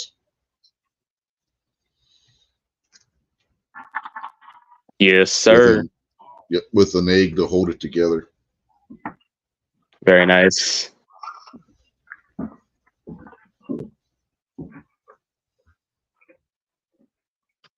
Yeah, this chat got Yeah, hijacked by food talk for sure. This chat's been all over the place. Yeah, we've been all. Yeah. I don't know where the hell you guys went when I had to leave for that phone call. But then I came back and somehow helped hijack it into kidnapping and fishing. And then, man, we just with all kinds of stuff. Turtles and Ninja Turtles and friggin' MREs and food and I like how you separated MREs and food. yes. Let's say food and emergency food. See, Pat got so hungry he cracked open one of those containers of stuff on his shelf. I had one open that was kind of the sampler pack, so I was like, yeah, screw it. I'll give it a whirl. So oxygenator is see, I'll show you how good it is. This is the part where we get to see him turn green and lean out of camera. Breakfast Now, skillet. Defense Dad again has another question. This one actually pertinent to the topic. He wants to know breakfast sandwiches. Which is better, bacon or sausage? And go. Oh, this best is so breakfast tough. sandwich. Best breakfast sandwich. The Slamwich at Denny's. It's bacon, ham, and sausage, egg, and cheese on maple French toast. I was gonna say, I mean, if I had to choose something like that, I'd go with the croissant sandwich from Burger King. Because something about croissants are pretty bitchin'. I mean, other than the fact that they're kind of gay, because France. But are we gonna get to see Pat do a great G23 impression here, where he like goes at a screen and it's curling, and then comes back and he's like, "I didn't puke. I didn't puke." And no, I love this. You did, dude. This stuff actually. It's on your shirt, man. We can see it. Should not be busting G23's balls. He is not here to defend himself. It's his fault. I'd go with sausage, egg, and cheese. English muffin from McDonald's. That's just, hey, man. I love croissants. Don't get me wrong. I love. I'm not even talking about the croissant thing. I'm talking about as far as like breakfast sandwich. I'm thinking on the go, on the fly. I'm not stopping in the Denny's. If we're talking fast food, if we're talking fast food sandwich, it's the McGriddle at McDonald's. Those are pretty bitchin'. Yeah, those are pretty good. That's those pancake ones, right? Yep. Yeah, like those are pretty bitchin'. God. You sissies. But I'm still going to have to go with the crannies. What's wrong with you? I'm still going to have to go with the croissants from Burger King. The McGriddle, Rob, is pancakes, egg, sausage, or bacon. Yeah, I know. It's got that slimy wrapping. You call it pancake with a McDonald's symbol on it. Woohoo! I don't know what you, man. You have the worst fast food restaurants up there in New York. I swear, because you get them down here, they ain't slimy. I prefer the plain old biscuit with the sausage, egg, and cheese on it. The biscuit's good too. Biscuit, yep. Yep. Mm-hmm. Yep. Yeah, I love the both biscuit. like that. So, like, I don't know. Am I the only person that likes to take his biscuits and gravy? But what I'll do is I'll lay down my biscuits and then I'll take and I'll pile on a bunch of scrambled eggs. Then I'll lay across a nice layer of bacon. And then I'll make this nice row of breakfast sausage, and then I'll smother all that in gravy. If you like that, have you tried the breakfast pizza from Walmart? Yes. Wait, from where? Waffle House? That was quick. I thought you were going to say Flying J or the breakfast Pilot. pizza at Walmart. It's a biscuit crust. Wait, what? They have a breakfast pizza at Walmart? Yeah, it's in the deli section. I am on a very strict diet right now. I can't know about something like that right now, Rich. Well, I'm going to tell you anyway. It's biscuit crust with sausage gravy sauce, Oh, bitch. scrambled egg crumbles, Oh, motherfucker. topped with 3 different kinds of cheddar cheese. Yeah, but this is at Walmart, so keep in mind. Dude, they're good. Probably like, dead fetus and semen on the pizza too. No, my daughter makes them. That's not what's on them. They are damn good. You pop them in the oven for about 10 minutes. Go get her. I want to make sure. She don't live here. Oh, that's hilarious. Let her know she's being recorded. It's the one that moved out. Like I said, call her. Let her know she's being recorded. They don't have the girls of Walmart videos for nothing. She's probably still at work cleaning up the deli right about now. Yeah, because all the dead fetuses and semen that they friggin' spilled on the floor. Now she does. She works in the prepared food section. She's the one that fries the chickens or does the rotisserie chicken and makes up the pizzas and the same rotisserie chicken would look like dead fetuses. No, their chickens don't look like dead fetuses. Just your chicken, dead fetus, taste the same. Their chickens look like chickens. I'm going to hell for that last one I said. I'm sorry. Lord, I apologize. Be with the starving babies down in New Guinea. Amen.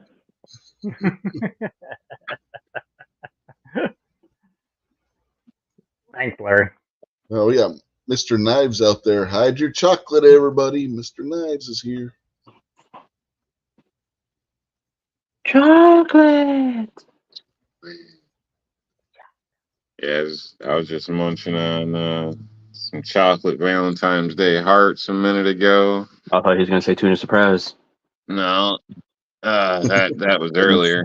And then so you need to tell her to watch that. Bernie says I know too much about stoner food. No, I know too much about food. When you get off work, the only place that's open are the places that have that shit.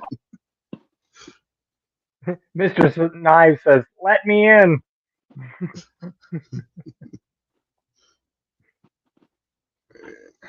We gotta start wrapping up because we've been going for over 2 hours now. You're gonna cork Foss. So you doing a show again? He's gonna do one tonight. I understand. Is that DM? Yes. Oh, awesome. Supposed to do a bracket. Yeah, I gotta get to bed, so too late. 11 Eastern, 8 Pacific. Yeah, too late for me because I gotta get to bed. I gotta get up in the morning. You act like you got stuff to do. Doctor's appointments. I've got physical therapy in the morning. I was told not to do physical therapy anymore for my arm. How's that sound? Well, yeah, because you won't. Never mind. We're not going there. No, we don't need to tell everybody where the semen on the piece is coming from. My arm was getting worse from doing the physical therapy. Thanks, Rob. What did Rob say? I don't know what he said. I didn't hear him. You didn't catch it. That's hilarious. Rob, what'd you say? I said he's got to switch hands once in a while. Use the stranger. The physical therapy was actually making my arm worse instead of better. So the doctor said, don't do it no more. Nice. When my wife called to reschedule the appointment, they asked her how the physical therapy was going, and she told them, no, his arm's getting worse. I'm almost constantly having to have an ice pack or something on my arm because it's just like sore as hell. I've been very fortunate with my partially torn bicep tendon with physical therapy. It's made a world of difference. Yeah, the physical therapist said he thinks that there's damage inside the elbow that the MRE missed. The MRE? Yeah, I got MREs on the head because we were talking about MREs for 3 hours. So you might want to go to a different doctor. Yeah. Where the fuck did you find that one? Mexico? Maybe. The MRI may have been wrong, which isn't unheard of. I'm gonna say when they go to put that plate in your elbow, be careful because they're gonna say this is hot.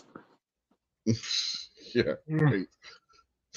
Better say do not eat on the plate too. They'll do a Mexican boob job on my arm. No, that's just called a bursa sack. Pat's gonna choke on his MREs. Not yet. Not yet. Did Pat ever announce what kind of MRE he is eating tonight? Breakfast skillet. Oh. It's a breakfast food. The breakfast skillet. It's got the hash browns and everything in there with the peppers, onions, sausage. And I can't eat it. Yeah, it's pretty good, especially if you put it on a tortilla. And, nice. Throw a little cheese on it. It's pretty good. Yeah, I could not eat it. Well, good stuff. Heck yeah. Can't have the peppers. I can. Well, lucky you. But you know what else that means? That means that you could eat the veggie omelet if you got a veggie omelet MRE. No. No, hell no. Ain't doing that. It's just about right. You should try it. You know, if you may end up liking it, you never know. And if your body agrees to it, I don't even like that argument. Like omelet rich. If the shit hits the fan. I don't even like that argument. No, but nobody's gonna like the veggie omelet, Rob. Nobody's gonna. There's always that one guy, though. Yeah, I never met anybody that said there's they always like that one guy.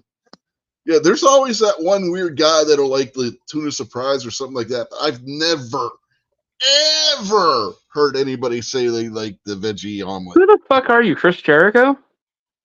Hey, somebody caught it. I was waiting for you to be like, again.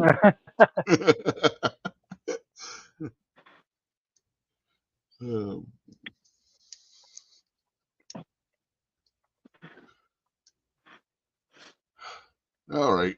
Yeah, we start wrapping this up. Right? So, Pat, anything you want to plug other than MREs?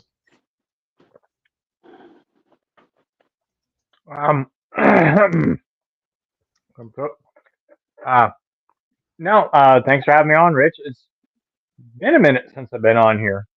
Good chat tonight. We were kind of all over the place, but that's what I come to expect. So, this show goes. nothing out of the ordinary. So business as usual. Yeah, if you guys are looking for any kind of different ammo, head on out to meatammo.com. They're in my backyard. Literally or figuratively? Yeah. Well, figuratively. Not literally. I wish I had the company, but no. But good little company. Head guy used to work for Hornady and came up with most of their bullet designs before he quit and started his own ammo company. Good bunch of people out there. Let's see what else. No, go check out everybody else's channel on here. Been podcasting with you guys for quite a while, and everybody out in the side chat. Yeah, thanks for having me on tonight, Rich. Appreciate it. Thanks for letting me come and hang out. Yep, no problem. I told you before, you're always welcome on here. No, I'll definitely appreciate it. Yep. All right, Rob, what about you? I got nothing. Have a great evening, everybody. Yeah. Thanks for the invite. Eat a salad, stay out of trouble, and we'll catch you next time. All right, barbecue, you're up. I've got no content coming out. I haven't made content in a very long time. If anybody was like, barbecue's being an asshole, that's a fine argument that Rob's making to Pat. There's a reason I don't like that argument anymore, and it's because a couple of years ago I had a friend that came out of the closet, which is fine. Until he said to me the one time, he's like, "You should try it." I said, "Try what?" And he's like, "Being gay." Is like, nope. He's like, "You might like it," and I said, "Nope, sorry, just not for me." There's good on you, man. There's a big difference between a food item and whatever your friend had. But anymore, I hear that argument. I'm like, nope. How in the hell did we go from food items to coming out of the closet? Wow. Because when Rob was like, you should try it. You might like it. Here's the best part. Well, barbecue's going through this whole spiel about his buddy trying to turn him gay. Ashley calls us all gentlemen while hearing barbecue saying this. But I was like, no, I'm flattered that you even think that I'm good looking. I don't even know what the hell was going through your head, but nope, sorry, thanks. But just the oh, you might like it. Nope, sorry. Just some things you might like. Oh well, you probably shouldn't take that chance. And Pat, I feel like you probably shouldn't take the chance on that friggin' omelet MRE. Trust me, I'm not going to do the omelet. That's a total different class. This is not sharing a room with Bubba. Hey, what did Bubba do to deserve getting brought into this conversation? This is a total different thing. We're not saying try crack. You never know. You might like it. We're not saying that. Heroin's probably better. We're talking about a food item here, okay? It's just crystal meth. It's just fentanyl. It's not that big of a deal. Come on. Yeah, it's just fentanyl, Oxycontin, Mix them all together, and you got one hell of a cocktail. Yeah, one-way cocktail. George Floyd cocktail.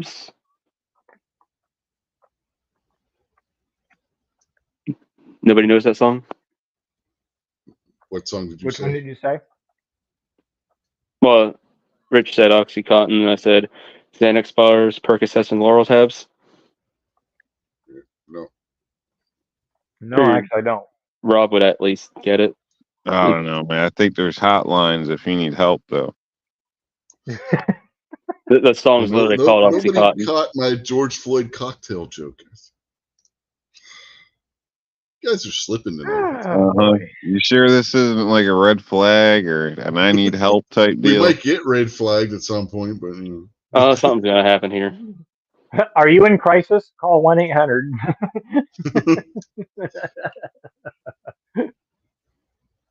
Is anybody even watching anymore? J.G. Wentworth.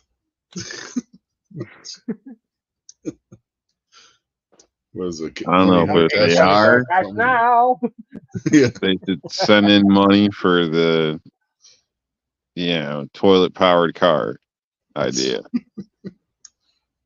That didn't come up tonight, but it almost did. But it didn't quite get there. But yeah, it's a thing. We just need the cash flow for the concept. And then you'll get disappeared. Ask the guy about, or ask the guy who made the water car. Oh yeah, you can't because he got disappeared.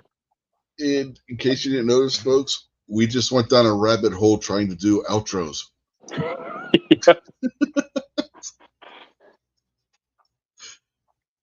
Oh, man. You're welcome. Yeah. It's all barbecue's fault. It is. Worst time. I feel like I could pass the buck to Rob though, because I mean, I felt like I had to explain myself so I didn't come off like a total asshole. I think it might be a little late for that. I mean, everybody knows I'm an asshole. I just don't want to be a total asshole. If you're gonna do it, go all in. Sounds a little gay. You trying to tell us something, Rich? No, I was just keeping the theme of your little diatribe going. Sure you are. Oh yeah, since we're going down the rabbit hole, Jimmy Hoffa is underneath Wrigley Stadium. Where's Wrigley Stadium? I know where Wrigley Field is. Yeah. It's adjacent. And if you catch that one, good on you. I've got oceanfront property in Arizona.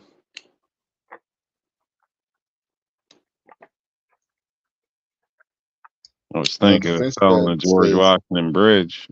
I can let it go cheap. Defense Stat said a toilet-powered cat is a shitty idea. Did we say anything about a cat? I don't know. A toilet-powered bulldozer would be kind of cool.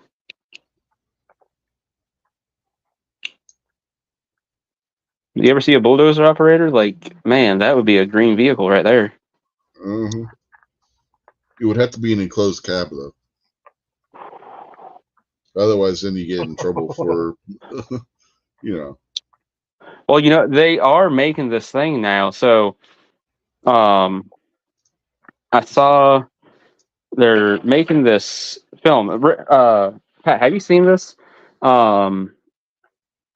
They're doing it for dairy farms and stuff, where they make this film to put over the holes that they shovel all the cow shit into. But the sewer lagoons. Yep. When the shit hits, this film actually like captures it, so it traps all the scent. Man, so there's use that in Moorfield, West Virginia. So there's no odor. You go to Moorfield, West Virginia in the summer. That's a thing. Oh, that's a thing. Yeah, so I just wasn't sure if you had seen it. Say, well, they do it more than just at dairies. They do it at big cattle lots and stuff like that. Big feed yards. We just primarily have dairies around here.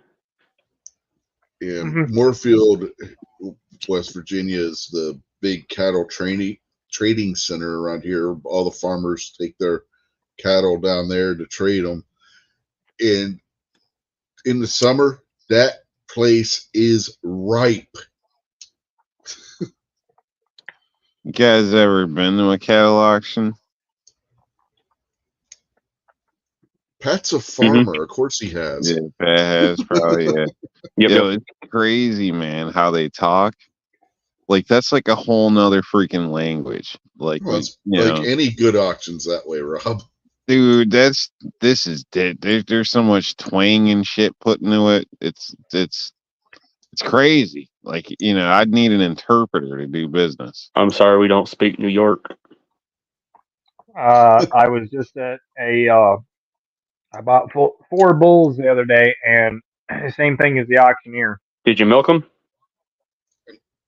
Defense Dad's complaining that this is the longest outro ever. Right? He says it's like a Midwesterner saying goodbye. No, but the farmer's wife did. Oof. All right. So I guess we better start.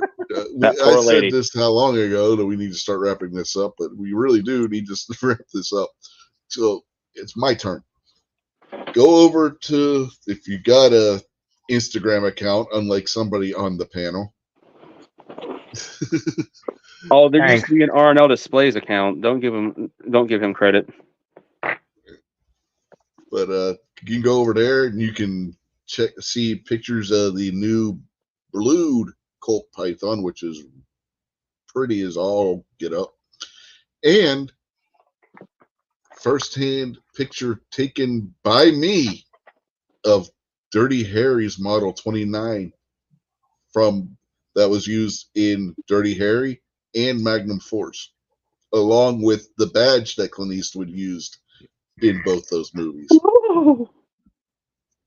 And awesome. The Colt Walker reproductions that were used by Eastwood in The Outlaw Josie Wales. All right, that's friggin' tits. Yeah. I'll lie. I was trying to just play it all down, but all right, can't hold it anymore. That's friggin' awesome. I fell You had asleep. him at Walker. What did you say? Rob, you shut your dirty little mouth. Yeah. Don't you even try and act like those are not the coolest things ever. Yeah. I also have pictures of an M18 Hellcat, Whatever, an M60 tank, a T40 or an M46 tank, Okay, we're getting somewhere.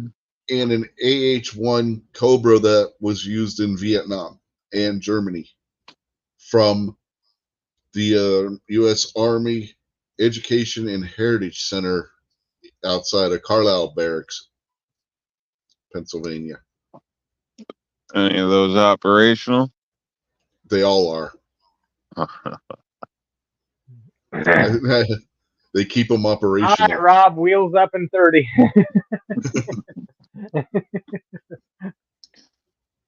They're all chained to the ground too. Know where to get supplies. But Right. the U.S. Army Education and Heritage Center is a free to the public museum. I took some pictures there from the indoor part of the museum a couple of years ago when we went up. It was too cold to walk the trail, but this year when we stopped on our way up to Harrisburg for Great American Outdoor Show, and it was not good, nice weather, so we walked around the outdoor trail and got the pictures of some of the tanks and stuff. So yeah, go check out the Instagram and check out those pictures. And I got one more video I still got to get edited and posted from the Great American Outdoor Show. So didn't get very much video from the outdoor show this year. There wasn't all that much stuff that really was something that had already been covered. Like we and Civivi Knives didn't have any of their new stuff at the Great American Outdoor Show that they had at SHOT Show, which was disappointing. Oh, bull crap. You were off at the hotel partying the whole time. That's why he came back sick. He got no footage. Damn near got thrown out of the house. I've already put up 3 videos, Rob. I think it was 3, might have been 3. Yeah, and they're like all from the parking lot. No, they're not. You obviously haven't watched. Gary says Foss is complaining that we're quirking him. Hey, my show was first. If anything, he's quirking us.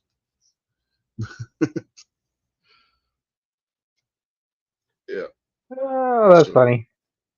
Yeah, but yeah, check out the Instagrams for sure and whatnot. And there's information down below about how you can help the channel out if you want, and buy coffee or something or other. So yeah, we've done Lost Barbecue again, but that's to be expected. He has the worst connection. Well, we made Mr. Knives hungry. He wants a Snicker bar now. I kind of want one too now. He said that. I had one earlier. Like, yeah, that sounds good. Speaking of food, remember those like little pies and cakes they sell at Walmart? How they used to be like 50 cents? They're 80-something cents now. Jesus Christ. Yeah, we need to put Joe Biden stickers on everything. Yep, I did that. I did that. I did that. I did that. I did that. Anyway, on that note, we will. Yeah, on that note, we will bid everybody adieu for this week, and we will catch y'all later. Have a good night, everybody. If I can remember how everybody, stay safe. Carry your weapon. Yeah, do that, baby.